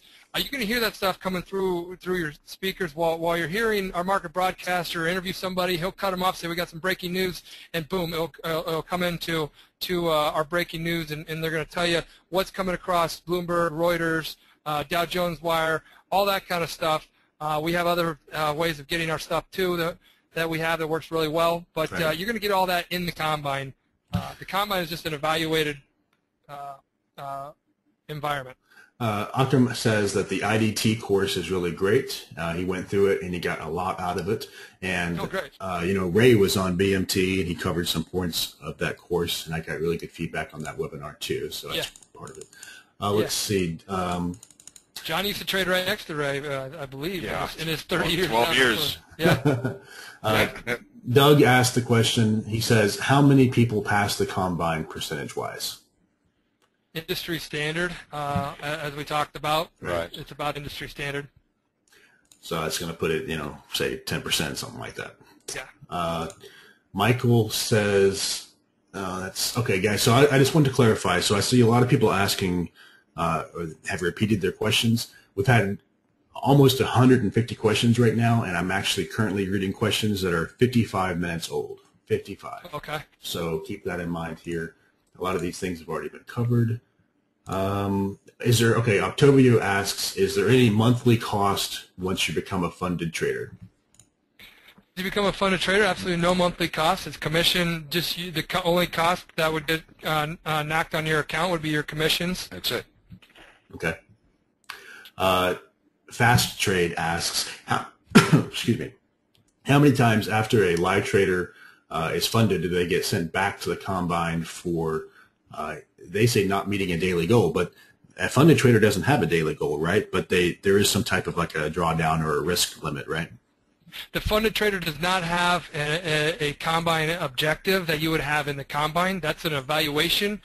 Think about it this way. It's an interview process to become a trader. And that's what we're saying. Can you do this in this amount of time? If you can in business, you and I. As a funded trader, once you do all that, you become a proven recruit in our eyes, and you don't have any profit target. You don't have any real objective. You're going to have hands-on experience and hands-on interaction with John as kind of the head coach of the funded traders. Any of the coaches that we have, they all know our funded traders as far as seeing them on our account board and chatting with them. So that's something that you're going to get access to that. But there's no additional. No. Right. No. When a trader gets funded, it's a pretty close personal relationship. We don't expect them to start making big profits right away. Their risk control, their capital management is really important. Stopping the day a winner is important. Building the account balance, the account cushion is important. If they're struggling, we're going to work with them, and we're going to give them every opportunity to find the confidence and find the changes or go back to what they were doing before. Because we all know that going from the combine to a funded account is as good as the combine is at mimicking the feeling of the funded account. The funded account's the funded account.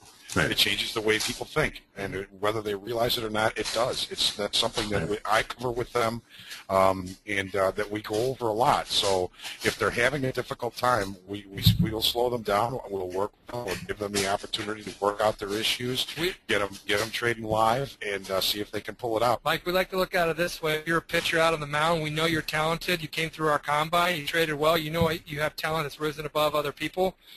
John's going to walk out there as your pitching coach and come out there, and if you're getting shelled out on the mound, not pitching well, and he's going to talk to you, and that's what we try to do. We just try to help our traders out by getting back in their heads and get their heads back stable. We know the talent's there, but we all know the emotional toll this business takes. If you're down on the day, you want to get it all back plus some. We kind of, John walks out there, so to speak. He'll call you up. Hey, Tom, how you doing? What's going on today, or is things you have a personal mentor, so to speak, there to help you out. We have our interest in you getting building that account as you are trading the equity partners capital. Right. Yeah, I did something similar along my path as becoming a trader, and I would share everything openly with a close trading buddy, and it keeps you on your toes because you don't want to make a stupid mistake and then have that phone ring and the guy's like, what the heck are you doing, right? So it helps. Yeah. Paul asked the question. He says, is there any margin relief if he wants to hedge positions using like a spread trade? Like he gave the example of long 1 ES, short 2 NQ. We don't talk about margins at all. That's something that we don't worry about. I've never worried about as a trader down on the trading floor or anything. They've just basically always given traders buying power of X amount and loss limits. As I know, as far as the retail side of things, they say, all right, there's margins and all that. We don't talk about margins. So as long as he's not exceeding the max position as a whole, if he's, let's say, short 2, if it's the $30,000 account with a 3-lot buying power, max buying power, he could be short 2. He can only be max long 1 in, say, short 2 in the S&P and long 1 in the Dow. So it's as a whole. And we would want to know if you're going to let us, if you're going to be hedging or spreading, you need to let us know. That is in the scouting criteria at the bottom. If you, or you can customize your combine and let us know that you want to be hedging or spreading something, so we know what you're doing. It's basically just letting somebody know what you're doing before you go out on the field and perform. Do you guys allow the trading of any exchange spreads? Exchange. We haven't had anybody trade that or request to trade that as far as on the funded account. A couple people I think have done that in the combine. That's yeah. Counter spreads aren't really going to work, especially if you're legging. Yeah. Yeah, because you got to be done at the end of the day. Yeah. All right. Walter asked the question. He says, "When is the next best trader contest going to happen?" We wait for those. That's kind of something that we like to. It's director of scouting John and me. We like the combine. It's a personal journey of the trader. That's where we get our best trading talent out of. I think a year ago we did that, and it's fun to have a trading challenge, but you're trading against other people and how much money they put up. We're talking about you developing, and that's the combine, and that's what we're helping you to develop in the combine. The trading challenges was more something that we do for fun every now and then. We did it a year ago. We might have one coming up here at some point, but it's definitely something that we're not completely adding. Okay. I see. It's not on the table right now. I see still more questions about platforms. So here's another example that we've not covered yet. So this guy, so Joel asks, can he use TradeStation? So, TradeStation, you can't execute, right? But you can still use TradeStation for charting and then just have the CTS T4 DOM to enter your orders, right? Yeah, so I don't. It depends on what type of trader you are, but if you're not in and out, you can use the T4 exactly like you said, Mike, to execute your orders, and you got everything right there in front of you that you're comfortable with, and it doesn't change anything. Right. So you could use pretty much any charting application that you want, and just enter the orders through a platform that supports order entry, like Sierra Chart or CTS or NinjaTrader soon. Yep. Exactly. Okay. I don't understand that question, so let's move on. Okay. Graham asks, let me just broaden this question. Is this only available to people in the United States? Are there any restrictions on, like brokers have restrictions on certain provinces in Canada and et cetera, et cetera. Are there any restrictions on who can do this? We have recruits from 63 different countries. We've backed people in Russia, India, UK, Norway, yeah, Sweden, South Africa, yeah, Spain. Canada. So we have somebody just brought up from somebody by the name of Messi from Spain. From Spain. But not so there's a soccer player, but yeah. So there's no exclusion. No, doesn't matter. And I also want to add to this because he's talking about. He wanted to set up a United Kingdom company for tax reasons. So let's talk about tax for just a moment. You just send a 1099 at the end of the year, right? Yep. So we send 1099 at the end of the year. We do have funded traders that are trading with the prop group. They are independent contractors. They can be under their own name or they can be under a company name. Gotcha. And I don't know if you know the answer to this or not, but I'm assuming that if it's 1099, then the individual doesn't get the 60/40 futures benefit on the tax code because it's contract.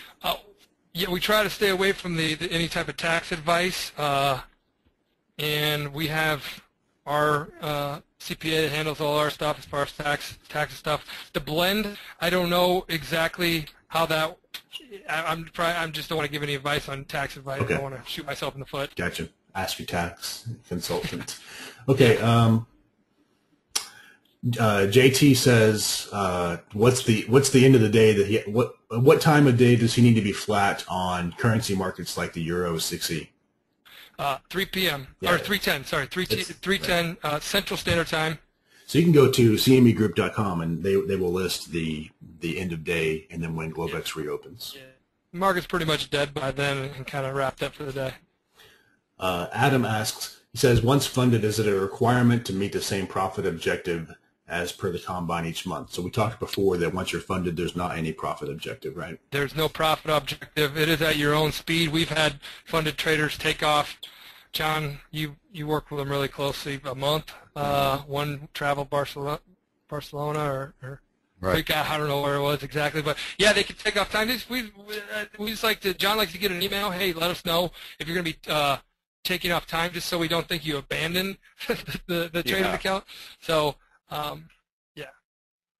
But yeah, Gotcha. we don't put any pressure on to reach certain profit targets. Right. It's, I tell the guys all the time, a plus day is a plus day. I don't care if it's 550, 500, or 5,000. And he says build it brick by brick. I hear that one a lot, he says.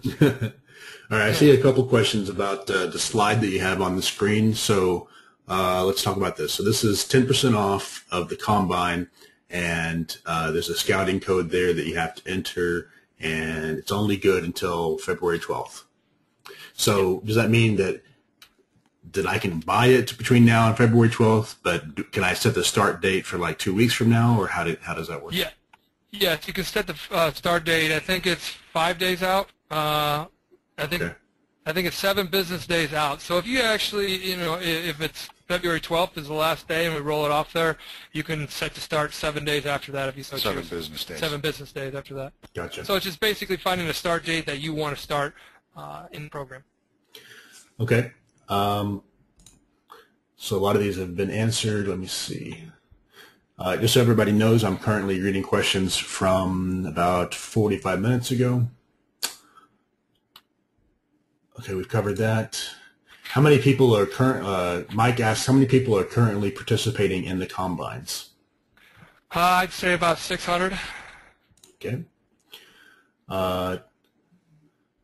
We've answered that. Futures operator asks, are the mentorship and the coaching and et cetera, are those only provided to people with a membership, or do people that have purchased only the combine get those as well? Well, with the membership, as far as one-on-one coaching, that's something that you're going to get a discount off of that as a member. We try to provide, as TopstepTrader, we try to provide the evaluation and background for you, and then wrap the mentors and all that around you. We're working with some great coaches and courses and all that kind of stuff. But the coaching you do get a discount on. Gotcha. John, and also, Mike, you get all the features of the program. You get the daily classes where there's question and answer sessions. There's of course all the co-mentoring going on in the chat room. All the educators that are coming on with Dr. Menaker. So there's a lot just being part of the program and in the chat room that you're going to get as far as development and coaching and mentorship is concerned. You could take that another step further if you would like to. Yeah, gotcha. And we do have some individuals that ask coach to be used every day or at the end or beginning of their week, either at the end of the week to give them feedback. So they get an hour session with them. Those are coaching packages. We work together. You just need to contact us on that. You can specify what coach you want on our coaching page. And if you're in the combine, you're gonna, or if you're a member, you're gonna get a discount on that coach. But it's something that you can actually have somebody review your stuff at the end of each week. At the end of your combine, you're going to get the scout team to be able to review that, and you can talk to them on the phone. But if you really want somebody each week or every day to work with you, that's on you to take that extra step. Kind of whatever, we'll design anything to fit your needs as far as the individuals we have here to work, the professional coaches that we have here that have been through the ringer, that have still, managed to produce and get things going. So let me ask you a quick question about that. So let's say the trader takes the combine, and then at the end of the combine, he's evaluated. What does the evaluation look like? It's not just, hey, you passed, hey, you failed. You guys, talk to the person or email the person about, strengths or weaknesses, or what does this evaluation include for the trader? Is there anything that he can take home on how to improve? Okay, at the end of the combine, if you've passed or if you've achieved a rollover, you're going to get notified that you've achieved a rollover and that you have that choice. At the end of any combine, you can request through support a review of your combine, and that would be a personal review on the telephone with either myself or another one of the coaches or the director of trader development. And we're going to sit and we're going to spend a little time with you going through your trade report, and we're going to go kind of metric by metric and, you know, say how you feeling about this, talk a little bit about the tools you're using, and kind of discuss what we think might help you in your mentorship and your with your tools.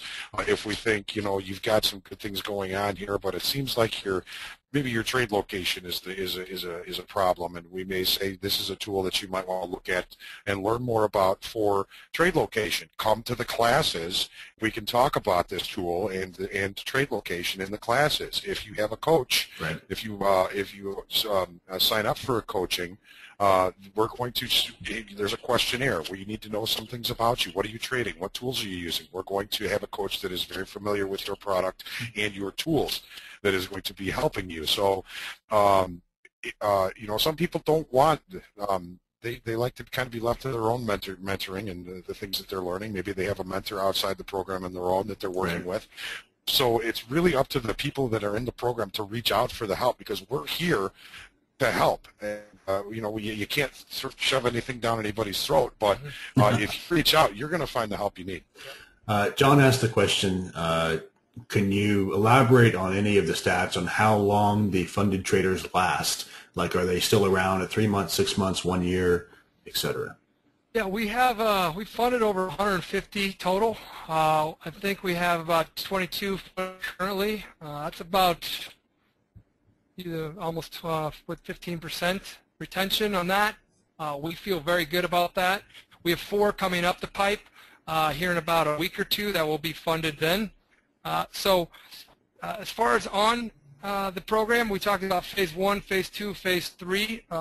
We in phase 3 are keeping people live longer and producing, and this is something we feel very excited about. There's in 2012, which is kind of an incredible feat for us, nobody hit their loss limit as a funded trader in 2012.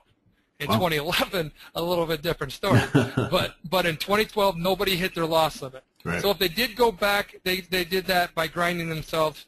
I calls it by 1,000 cuts, dying by 1,000 cuts. But so I'm kind of envisioning 2 separate things, right? So one is the trader signs up for the combine in order to get the discipline and in order to understand the risk and, you know, get all those things set. And, you know, they take a few combines and they finally have the skills they need and they're profitable. They hit the objectives.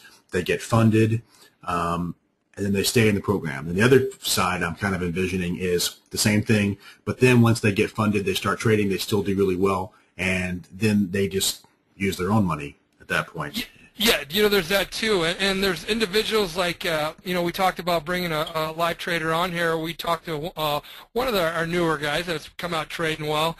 That was about 2 weeks ago. We're like, hey, you interested in doing this? He was trading very well. And in the last 2 weeks, he kind of went on a dry spell. Now he brought his account way down. We don't like to get in our traders' heads as far as screwing them up and that kind of stuff. And they have the ball still always remains in their court. They get the buying power that they coming out of the combine. If they start building up that trading account, they can get more buying power. Doors open up just like it does at a prop firm. If you start becoming one of the most consistent traders, or maybe their top trader, you can go to the trade manager's desk and say, hey, you know, I want a greater buying power, or I want a greater loss limit, and we say yes to that kind of stuff. But again, it's a prove it type business. Show us you can do this, and doors will open. Right. I see a couple of questions about commissions again. John asked the question. He says, you know, I'm trading 300 lots a day. Is there a discount? So, you know, like through a typical brokerage, someone trading 300 lots a day, they could secure a discount, or they could sign up for one of the CME's seats, right, and get discounts. So do you guys offer any discounts, or is it just, hey, you know, this is our program, go fund your own account if you want a discount? Well, this is our program, and this is how it starts. Once you become a proven trader, and you may say, well, if I'm through doing 300, and how do I become a proven trader if I'm getting those type of fees? Maybe we're not a fit for everybody. We understand that. We're not trying to be a fit for everybody. We're trying to be an option and an alternative, and a place where people can develop and get the opportunity. So as far as trading, I'm going to go, if you're trading as a funded trader and you start producing, well, if you look at our funded trader page, there are negotiable things that the prop firm, since we do not have seats at every seat location, member rates, we would look into that. Anything to retain that talent. Just think about yourself as being an A-Rod or Jeter. We want you to stay on our Yankees team. So if we can get that by lowering your rates as far as member fees, that's what we can do. But as far as the commissions, that's what we get stuck with the clearing firm. Okay. David wants to know, what is the profit split once you become funded? It starts at 60-40, and then as you build your account up and get it past certain amounts, you move it to a 70-30 and then to an 80-20. You can go to the TopstepTrader.com/fundedtrader and see the breakdown as far as the profit split and things that the levels that you kind of need to get to that high rate. Okay. And just so everybody's on the same page, I'm currently reading questions from 50 minutes ago, so we're staying about the same. Okay. Adam asks, why do large size combines have higher targets than the 30K in terms of percentage return? So I think you're saying the profit target is different percentage-wise. Percentage-wise. Well, okay. What was the question again?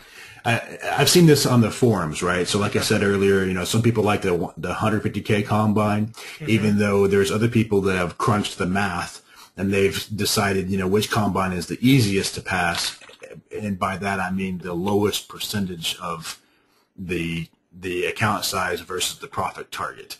So, I think that, math is very important in trading, but I think there's more to it than that.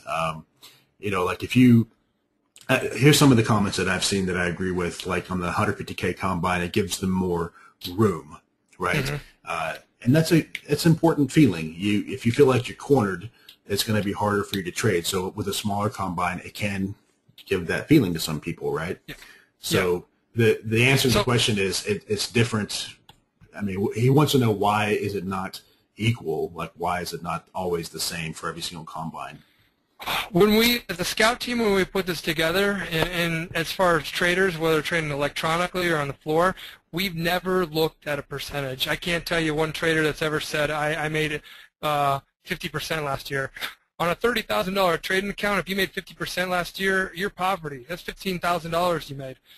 So I knew there would be times where I kept $10,000 in my trading account and I had a $70,000 month. I didn't say I had 700% or whatever. Right. I knew that I could do $200 a day trading average, but if I had an $800 a day trading average, I knew that was a great day.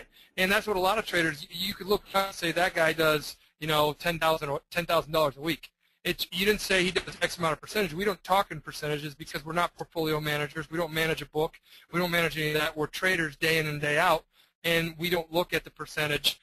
It's what we do, and that's how we look at it. So I guess we've never looked at the percentage. We've had people talk to us about that, and we kind of say, all right, we could put your account at zero, your $150,000 account. We could put it at zero, and we'll give you the exact same buying power and loss limit. We can do that, and what type of percentage are you going to return your first and your second day? Astronomical number. So, that's something that we don't. We don't put that out. We don't put that out there. I see some more questions about the whole overnight. So just to clarify one more time. So if someone like this gentleman, he works during the day, so he only wants to trade the overnight. So Globex reopens at like 5 o'clock or whatever. He can initiate a position at 5 o'clock. And as long as he's flat by the end of business, cash close, 3 o'clock, that's fine, right? Perfect. Yeah. Okay. There are people that put on positions and put their, like an auto OCO, or if you're not familiar with that, a stop and then a target, and go to work you know, they put it on and that's what they're doing. Right. You know, you can see people in the chat room, hey, got to go, got to head to work, I got my stop in, I got my auto OCO in, you know. Gotcha. Okay, futures operator says, with all of the support, structure, metrics, and et cetera provided by TopstepTrader, why do you think the traders are not benefiting enough to beat the industry standard? You can lead a horse to water, but you can't make him drink. Yeah, and you know, over the forum's been around for 3.5 years, and it's been an eye-opening experience to see some of the struggles and how people make the same mistakes over and over and over again. And you know, Yeah. I don't want to sound gimmicky or sales related, but for those that are sponsors of the site, they know how strict I am to allow people to come onto the site. Okay, because I get 10 people a week that want to come on the site, you know, and I say no. And I'm not just talking, I mean, these people want to give me money to come on the site, and I say no. It's because, you know, I need to believe in what the company is doing, or if they're a good company, and et cetera. And, you know, I have to say, and again, I don't mean to sound salesy, even though it probably does, but I like the approach of the combines because I feel like that is money good spent to really teach you the discipline and the risk that is so hard otherwise. You know, I mean, you can tell yourself, you know, on your NinjaTrader paper sim account that I have a daily loss limit of this or whatever. But the fact is, the truth is, if you're really honest with yourself, you're going to end up, you know, resetting that or starting over so many times and then forgetting it. The mind is very powerful when it comes to selective memory. And, you know, the combine really holds you accountable. So I just want to say that means a lot. We work hard to be as transparent as we possibly can be. It's one of the reasons why we asked us to do this. We wanted to say, all right, throw us all the questions. And I go on what we used to call a drill scout, which is in the know as CEO, which was a thing that I always wanted to do since day one, is put myself out there, let people know there's enough uncertainty in the market. You don't need to have uncertainty dealing with us. We want to be as truthful and forthright as possible. So that's what we try to do. If we ever get out of line, you guys sure as hell will let us know through Big Mike's trading, huh? Okay, so I see. Mike, that means a lot that you see us that way. Sure, and I appreciate. You know, there's only a few people out there in the industry that I assign that to. So we have to stick together. Okay. Some more tax questions. You know, the 1099, that's to answer this guy's question, the 1099 is only going to be for your part of the split. Yes. So you'll just take that to your tax advisor and pay it just like a regular contract labor. Yep. Martin wants to know what happens if he takes a big loss on a funded account. Well, you're going to have loss limits, and the same loss limits you would have in your combine, or if you have built up your funded account and you've requested for a larger loss limit, you're only going to be able to take it to that distance. So let's just say you built up your account and you have $30,000 in it. You, instead of your $1,000 loss limit that you were on, you say, hey, John, can I get approved for a $5,000 daily loss limit? You know, that's something that we take on a case-by-case basis, but we don't let you, lose all $30,000. That's a reason why. There's a reason why you got to build in your accounts up to that status, was brick by brick, as John says, and watching your downside and preserving capital. Right. So we're not going to let you bury that account, nor would we want, nor would you want to do it, no matter how furious you were of your trading debt. You know, it just kills me how guys can, they can find success one way. They can build an account. Now that they've got a cushion, they're going to change everything. Yeah. And start doing things like, swing for the fences, bigger loss. Keep doing what you're doing. Add a little volume now and again. Right. Get to trust yourself in that plan with that volume. Do it again. Do it again. That's how you're going to be a big time trader. Yep. That's how pretty much everybody that didn't fly into Chicago on their family's Lear that started. They started figuring out to make money with one lots, then add volume. That's very true. And that's why I'm still here, and I'm not retired in the Caribbean just yet. It's a lot harder than it seems. You can't, a friend and I used to say, add a zero. If you're trading one contract, why not make it 10? If you're trading 10, why not make it 100? What's so challenging? I used to say that many years ago before I realized the psychological impact, And obviously I trade a lot bigger today than I did several years ago, but it's not, you can't just drastically change it because there's more to it than that, right? It's got to be a gradual change, and then you'll become accustomed to it. Otherwise, you said earlier about getting in someone's head, you can easily psych yourself out. Yep, it's a process. Okay, Mike asked a question. Do combine traders have difficulty with the ES compared to other markets? Let me expand on that. Do you have like a most popular market? Is oil the most popular? Is the ES the most popular? Yeah, I think oil satisfies everybody's itch because it moves. It's our most popular. If you guys have followed us, we send an email out every time somebody gets brought up to our newest funded trader, or I call it brought up to the big leagues. And everybody, quite a bit of crude guys. S&Ps is the second most popular traded product next to the euro. Maybe gold, 10 years. Right. Okay. Matt asked the question. He says, in the combine, what happens if you hit your profit objective before the 10 days are up? Well, the combine has a combine objective, so you'd be hitting your profit target. In the combine objective is a profit target and adhering to the scouting criteria. So John mentioned the scouting criteria earlier. So the question was, if you hit your profit target early. Right. John, go ahead. You're in a 10-day combine. You hit your profit target on the 6th trading day. You've got 4 more trading days to trade. This doesn't really present as much of a conundrum now with the minimum day combines. If you trade the next 4 days and you bring your profit back down below the profit target, you got 10 more trading days beyond the first 10 to get it back up there. Right. Once you trade it back up there, you can submit your combine for review and we'll evaluate it. Right. I get people that ask me the question all the time. What if I reached the profit target and I have 2 days left? Can I just scratch a trade each day? And I say, well, I mean, what are you trying to tell us about you as a trader? Are you confident?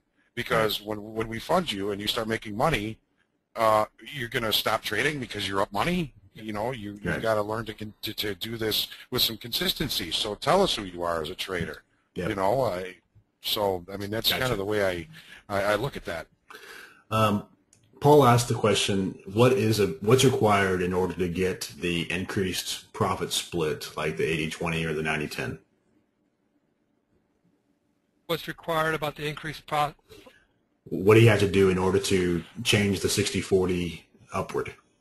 Oh, okay. You have to build your account up to, I think it's a $15,000 total. Cumulative profits. Yeah, cumulative profits. To get to 70, then 30K cumulative profits. Your split changes to 80. 80-20. Right. Gotcha. 80-20. Okay. Let's see. So I'm currently reading questions from about 40 minutes ago. So we're making a little bit of progress here. I don't know how long you guys want to go. Just let me know. We just ordered a pizza. Yeah. All right. Let's see. Steve says, is a trade that is exited at break even considered a loss? Okay. That's a scratch. Okay. So even though with commissions, technically, but your reporting shows it as... On the metrics, it's not going to show as a loss. Yes, on the metrics, it's not going to show as a loss. On your net P&L, of course, it's going to be a loss. On your real-life trading statement, of course, that's a loss. Right, but it won't hurt your percentages. It's not. No. Gotcha. No, that's a positive thing. You put a trade on. One of 3 things is going to happen, and 2 of them are positive. Yeah. It's going to be a profit. You're going to scratch it. The other one, you're going to take a loss. Yeah. Right. David asked the question, is it reasonable to customize a combine after trying one or more combines that were not customized? We've had people do that. We've had people try they'll customize it, and in the next combine, they'll tweak up, sending us another proposal and say, all right, that combine didn't do so well. I'm going to try, or I want to take out, I want to omit this or add this. And then, they have to get it approved, of course, again, and then going forward, it's under that new evaluation. And depending on their experience level, it may take them a little while to figure out which metric is not really jiving with their strategy. Right. More platform questions. So this guy wants to know about Open eCry. So again, just to reiterate, you can use whatever charting you want, and then you just need to use a supported platform in order to enter the orders. Yeah, whatever you want to look at, you can look at. The execution goes through the platform that we currently support right now. Right. Ryan says, if you have a stop loss set at break even +1, does that count towards your average winning trades? If it executes there, if there's any slippage, you may be a scratch or a loss. Right. Okay. Tim wants to know if CR chart's available. We've already covered that. Yes, it is. Yes, it is. Mike wants to know, can you see your current position in the queue with the T4? So does it have like TT's estimated position in queue? No. No. Okay. I didn't even know TT has it. Yeah, it's pretty cool. But you know what? Really? I'll give everybody. How accurate is that? I think it's pretty accurate, but I'll give everybody just a little bit of inside information. I believe that Sierra Chart's going to add that feature. Okay. All right. Don't hold me to that, but I think there's a pretty good chance. Let's see. Okay, Robert wants to know if there's any restrictions on non-U.S. traders. We've covered that. There's not.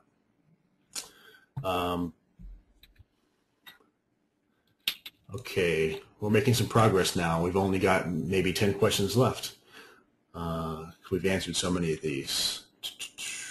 Roger wants to know, is it real-time data when he's trading? So yeah, I mean everything is live data. It's not delayed data.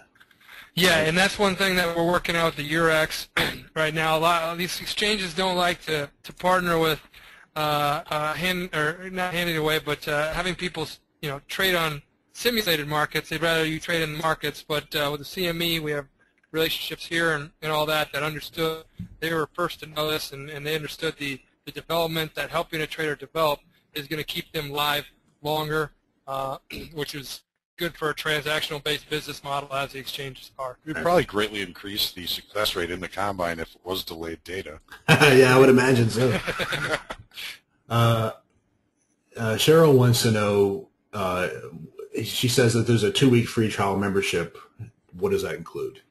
That's a 2-week free trial membership. That is just like the membership I was telling you guys about. It's just basically getting a taste of what's here, the all or nothing. You could use all the tools. You could use your trade reports. You could use the trading classes. You could use the Squawk radio broadcast, listen to the weekly indicators. You can listen to all that and practice on a non-evaluated account.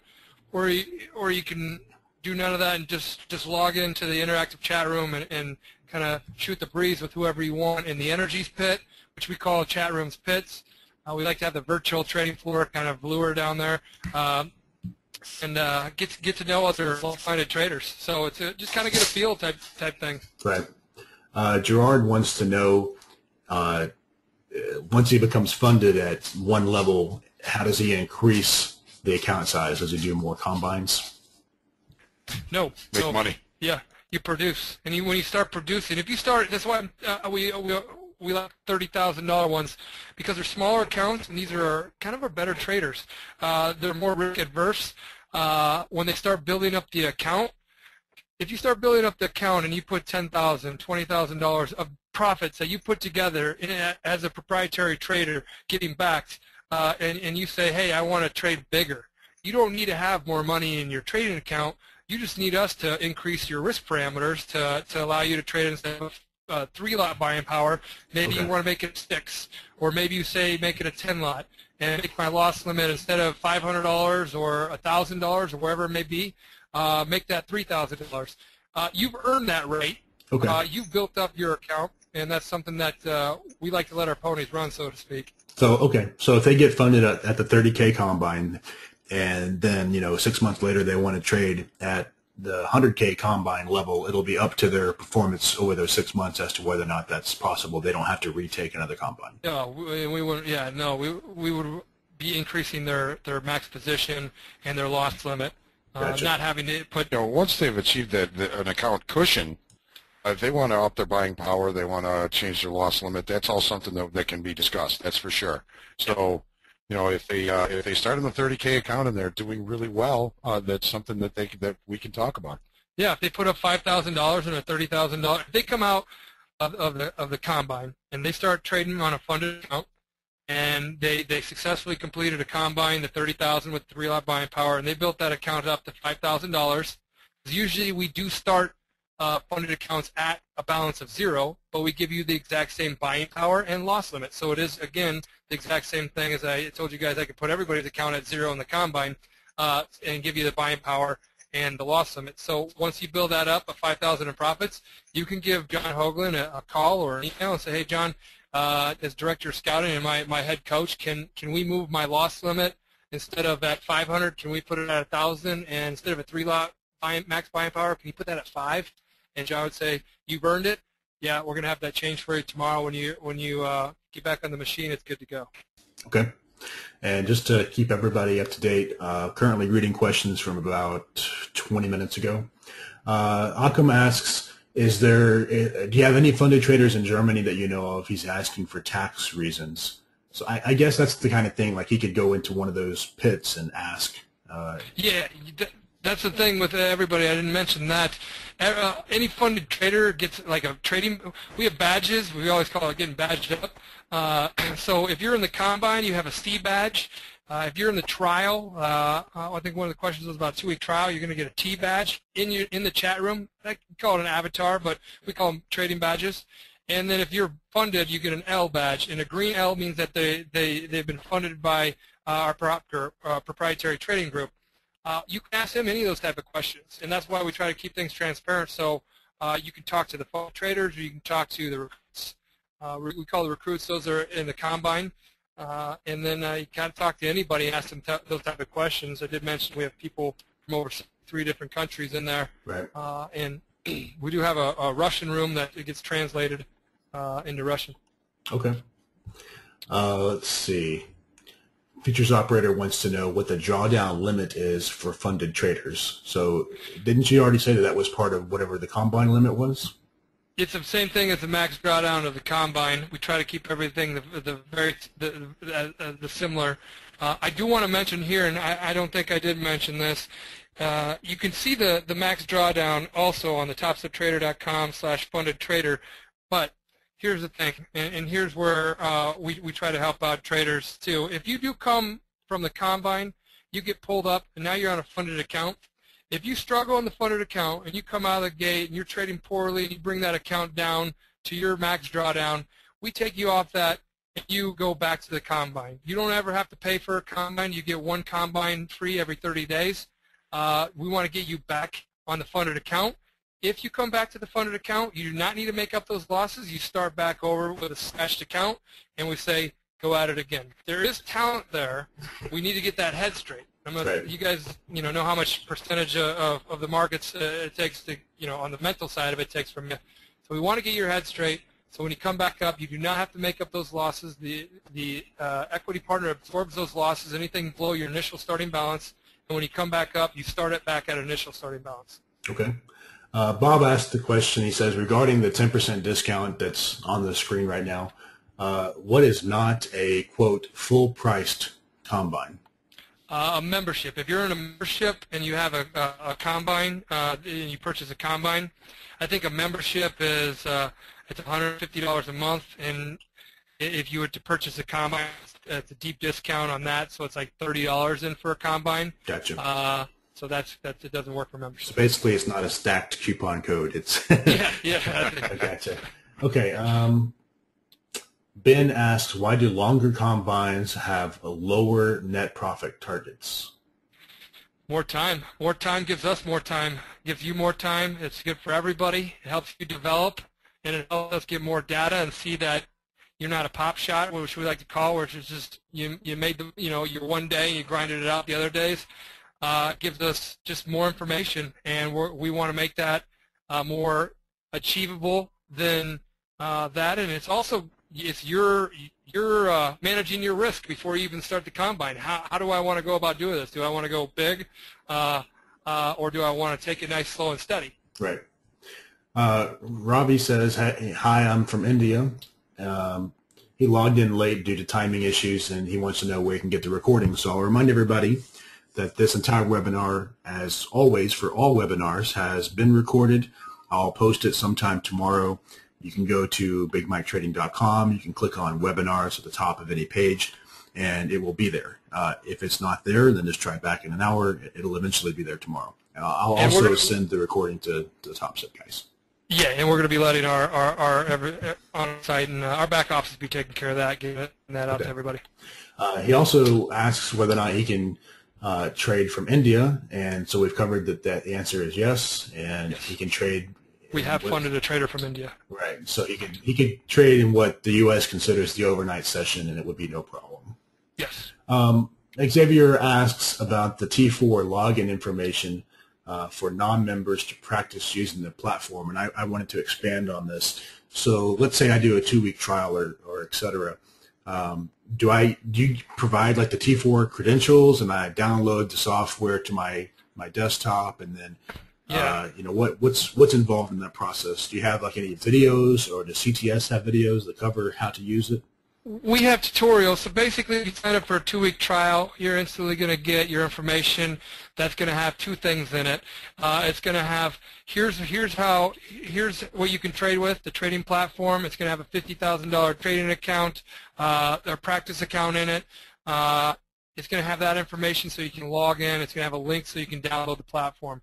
Second, it's going to have a username and password so you can enter, and a link to the Squawk radio, so you can enter that. It's going to tell you what time that goes from every day. It goes from 7:45 a.m. Central Standard Time to 3:15 p.m. And it's going to say you can access this, and you have trading classes and all that in there. So you basically get these two pieces of these two tools, trading tools, that you can utilize, and then you're the talent behind it, and you could do what you want. Use it all, or use none, or use none. Michael asks if you can go over the process again for withdrawing profits. So I think you said it was the 1st and 15th that you guys cut checks. Yeah, it's the 1st and 15th. Just keep everybody from every other day asking for something. But is there like a page or something that they can go to that shows how much they're able to withdraw? No, you talk to your head coach, and your head coach basically say, hey, John, I'm going to take a withdrawal. John's going to love it. That's when the equity partner gets paid. The equity partner gets paid when you pull capital out, and that's when the splits are split. So if you built up $10,000 and you want to take a withdrawal of $1,000 and you're at 60-40 split, you're going to get a check cut to you for $600 and mailed to you wherever you may be, and then your equity partner is going to take the $400. So that's how that whole system works. Nish asks, do you provide, I'm trying to understand the question here, I think he's asking, he says he's never traded futures before, can he still use the program? So I mean the answer is going to be yes, right? That's one of the things why we wanted to create the program, to keep people's money out of the market until you're ready to be in the market. Pre-qualify yourself, get comfortable.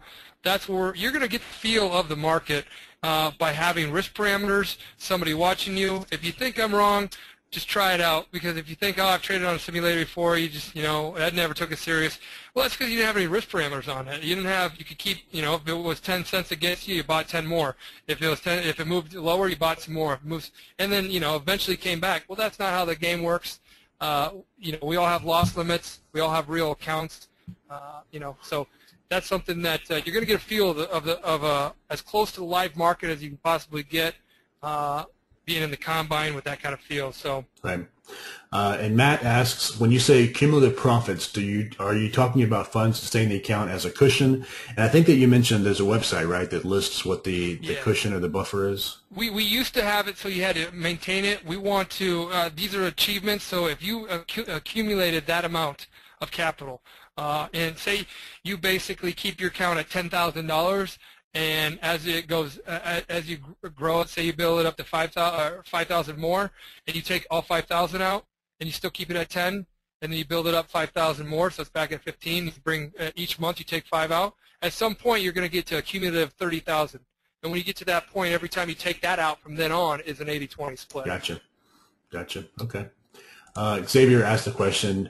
He says, "Do you actually get a quote funded account?" He says that after reading the details, it sounds like you don't actually get funded. You just build an account cushion. So, I mean, I think you talked about that. You could set it to 0. It's the same thing. It's just a... Yeah. I mean, a funded account, you are trading on a funded account. Right. And if the balance says 0, it is a cross-collateralized account. There is a master account that is funded. Right. They don't let us trade for free, I don't think. So it's not, yeah, so you got to not pay as much attention to the account balance, more attention to the buying power, and then you just look at your profits. And at the retail side of things, I think people do look at the balance because that then dictates, all right, if the margin is this, I can put on this amount of contracts. So we just basically say, we've learned here with the proprietary trading group that I was trading under before going on the trading floor, we looked at, hey, how much buying power can I get? Because they have a risk manager watching you right then and there, and that's right. How we always had it. So you just move up in buying power. Right. Futures operator asks, does a scratch affect the win rate? We've covered that. Scratches are counted. Well, I mean, is it counted as a win? We know it's not counted as a loss. So it's neither. It's just neutral. Okay. So your win-loss percentage will remain the same if you take a scratch. Yes. Win-loss percentage, yeah. Xavier asked the question, do you take another combine if you want to trade a different instrument after you've been funded? So, that's a good question. So the combines are not instrument specific, right? I could just take a combine and I could trade CL and ES if I want, and then when I get funded, I could switch, right? We're going to have you trading whatever you're successful on coming out of the combine. If you want to, and we like we said, we don't have the Eurex as far as in the combine, but we have the Eurex on the funded accounts. We have the ICE on the funded accounts. We have all that kind of stuff. This is something that as you start building your account up, I talked to you guys about opening doors. You will open up doors to your trading career because you are our Alex Rodriguez, you are our Derek Jeter, you are our Michael Jordan. These are people that we want to see. If you're performing, you're becoming proven in our eyes. We want to keep that talent with us, so we want to do what we can to keep you with us. And we will say, if you request, hey, I'd like to trade this or that, and we will open ourselves up to that. You're making money. You want to trade bananas? Go ahead. Right. There you go. So do you guys find that most of the successful guys are trading just one instrument, or are they trading? Okay. Yeah. It's the focus factor, and we talked about Andrew Menaker, and you guys have heard it from trading psychologists, either at Big Mike's or around the area. They tell you your brain can only handle so much. And we try to tell people, and I said it earlier about keep it simple, stupid. It's kind of our line that we always said, keep it very simple, strip things down, and right. We see people do the very best focusing on one product. Paul was asking me to repeat what I said about TT and Sierra. So we were just mentioning that TTXTrader has what they call estimated position in queue. So like if you're trading a really deep market like the ES, then it's with a limit entry order, it will kind of keep tabs on how many people are still in front of you. And I just mentioned that it's my belief that Sierra Chart may have a similar type of feature that will do something along those lines. Okay, that's just a thought of mine. So don't, based on my intimate knowledge. So don't count on it. Mike, I already wrote it down here. I think I'm mailing it out here. Okay, we're almost to the end here. So Martin says if he puts up $5,000 and he gets to trade at 30K with the loss limit on the account of 5K. I'm not sure I understand the question. Maybe you guys. He puts up no trading capital if he generates profits in his funded account of that cushion. Doors open. Doors Right. start opening. Right. So the only money that he's ever paid is to enter the original combine. And he gets that money back when we bring him up, or if he has a trading average greater than 0 and met the metrics. Okay, that's a good point. He gets that back either way. So really, once you're funded, you have $0 in the program. Yeah. All right. Futures operator says, why are the trade report stats calculated as a running total average of each day instead of an average of all trades? What was that one more time? I think he's saying that your trade reports are based on daily instead of a running like multiple day average. Is that right? There's a daily statistic, and then there's an overall average from the combine. Okay. So you just need to look at a different spot. They're both there. Dennis says, how many people who have hit their criteria in the combine do not get funded. So in other words, are there any other factors to consider? Like I've seen people ask the question that they were within $1 of their loss limit, or they only met the combine profit objective by $1. So obviously you guys are looking at. John mentioned before, if they like don't have confidence in themselves, if they're asking, if they have to keep trading in order to meet the minimum days and all this kind of stuff. I mean, you guys look at the whole picture, right? So we look at the whole picture. You're not guaranteed. Hey, there's a little subjectivity in it as far as in our scouting criteria that we want to look over. We are putting you on a funded account, and we are refunding you. So it is something that, hey, you worked your way up to this point. Things look very, very good. We want to make sure if John has some questions, or we want to see maybe 5 more trading days or 10 more trading days, we may ask for that. We want that individual to be coachable. If there's attitude, if there's any of that type of stuff, that's something we don't need a part of the program. And we don't have that problem, but it's something that we make very clear in the scouting criteria. We make very clear that if there is any time the scouts need, if they need more time and want to see a little bit more evaluation from you, or maybe you talk to John because you got to that point and John says, hey, we're going to give you no profit target whatsoever, but I need you to trade for the next 10 days, and I want to see that you can still not hit your loss limit, that you can still manage your downside very well, right. And that helps us to ensure that that talent stays live. Right. All right, so only a handful of questions. We're only about 5 minutes behind on the questions right now. So Adam is asking if his base currency is not the U.S. dollars, can he request a wire transfer in his base currency, and is there a cost for doing so? There's going to be a cost for the wire transfer, so that's going to go ahead. And okay. We haven't had that issue at this point, but there'll be a cost for a wire transfer, whatever we get billed. Joe says, how about 1 or 2 great stories about people or traders that have gone through the entire program and that are now successful? I mean, you guys do interviews already, but is there anybody that's been in the program for a long time that's well known or anything like that? Or I mean, you mentioned before that you like to kind of keep it private, and I understand you don't want other people poaching. Well, that's another thing too that where we noticed people were kind of poaching, and that we try to be as transparent as possible. There's only so transparent you can go. You can't talk to any prop firm down here in Chicago and ask them who their best trader is and get introduced to them. So right. John would know some stories. John would know some stories though, as far as he's the head coach of the trading team. So John, if I'm going to throw you Johnny on the spot right now, but that's all right. That's all right. I got it. Excuse me. Great success stories. You know what? Anybody that's being consistent, building an account, and drawing checks is a success story. Yeah. The way the markets have been trading lately, it's been particularly difficult, in my opinion. There's very little participation. It's making the market information very difficult to read. We have a number of guys in the program right now who I think, if they can bide their time, if they can take advantage of the opportunities that are coming their way, these are going to be rock stars. John, I got a guy. I remember one of the guys in what I want to consider a success story, which I don't really like seeing happen, but he built up his trading account, took a couple checks, and then basically said, all right, I'm going to go trade my own account. And it's something I did to my prop firm, and prop firms don't really like that because they kind of spent the time and kind of put their skin in the game backing you. But I like the fact because I did the same thing this individual did, and he went out. He jumps in our chat room.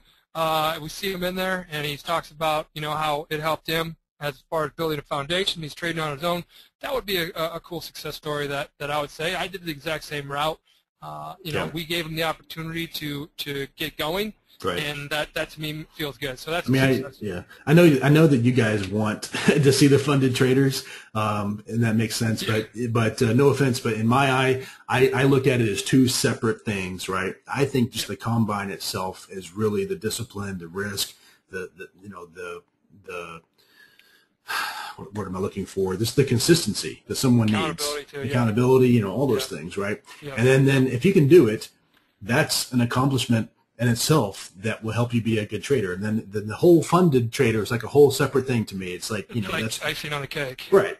Right. Yeah, and that's how I look at that as well. If you're going to jump in the markets, if you just got inheritance, or if you just got college graduation money, or if you just sold your heating and air conditioning company in the Midwest for X amount of millions of dollars, jump in and scratch a combine. Jump in and get a feel for a combine before you go putting $50,000 into anything.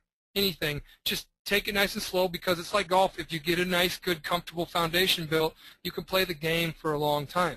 Right. And that's something that we want people to do, and that's something that we kind of feel blessed that the combines kind of provide that for people. Only 3 questions left. Ravi asks, he says, "Hey, John, if you want someone from your team to look over his shoulders for an hour or so, and he's trading from India, is that possible? I mean, like, how time-wise, time zone-wise, I don't know how that works.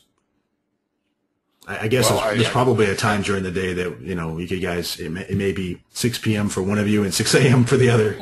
We have coaches that trade at different times that we can pretty much put whatever fits your needs. If you want to have a coach that's going to look over your shoulder and work with you every day, we can put that together for you, and you can find the one that you like. We'll tell you about them.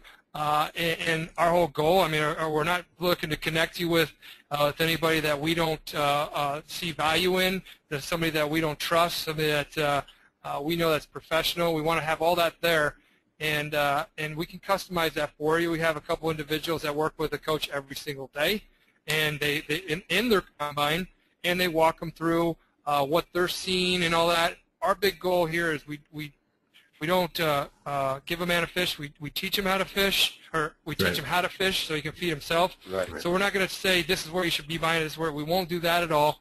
But we will tell you why'd you buy it there? What were you looking at? Right. All that kind of stuff. Does it fit your trading plan? You just showed me your trading plan. Does this fit within your trading plan? Right. How do you know your trading plan works if you don't adhere to your trading plan? So things like that are going to keep you in line. Just like a batting coach would tell you to keep your shoulder up, or swing through and all that kind of stuff. We can customize that and work with you, and you can contact us, and we can help you out. And Ravi, for anybody to be able to do that to you, you're going to have to provide some pretty substantial information about how you trade, your level of experience, the tools you use. For it to be effective, you're going to have to provide us with some information. I'm not saying it can't happen, but we got to learn a little bit about you before we're going to be able to make something like that even remotely effective for you. So there's going to be some work involved in doing that. Right.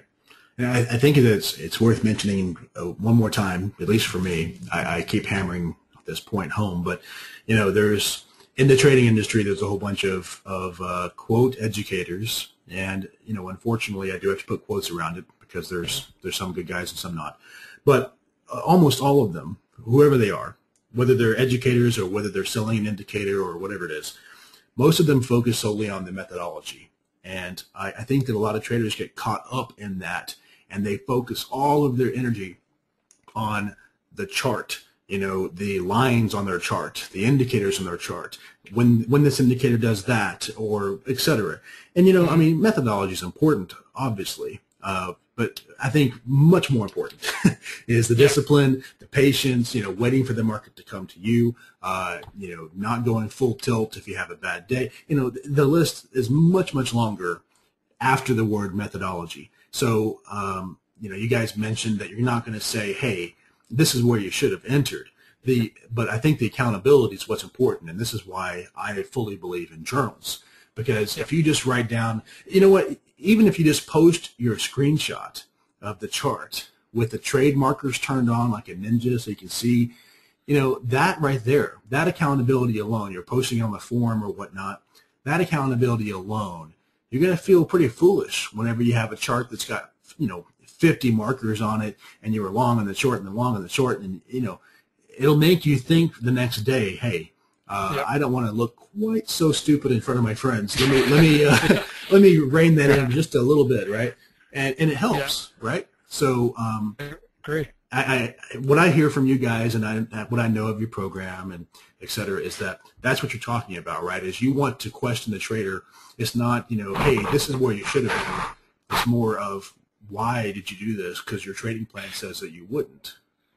You make a good point. We have a couple people that have actually emailed us, said, hey, can I get one of the coaches to kind of be my trading cop, so to speak, and just, keep me in line and ask me why I did what I did. Right. That's after we were developing the program. We actually have some people doing that, so I don't know if that question that was asked earlier it would pertain to that, but we have customized that for some individuals that do need that. I mean, we have very successful people in our program. The average age is 39 years old.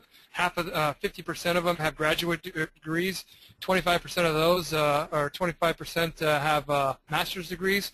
So they, want somebody to help them because the markets are very tough to learn on your own.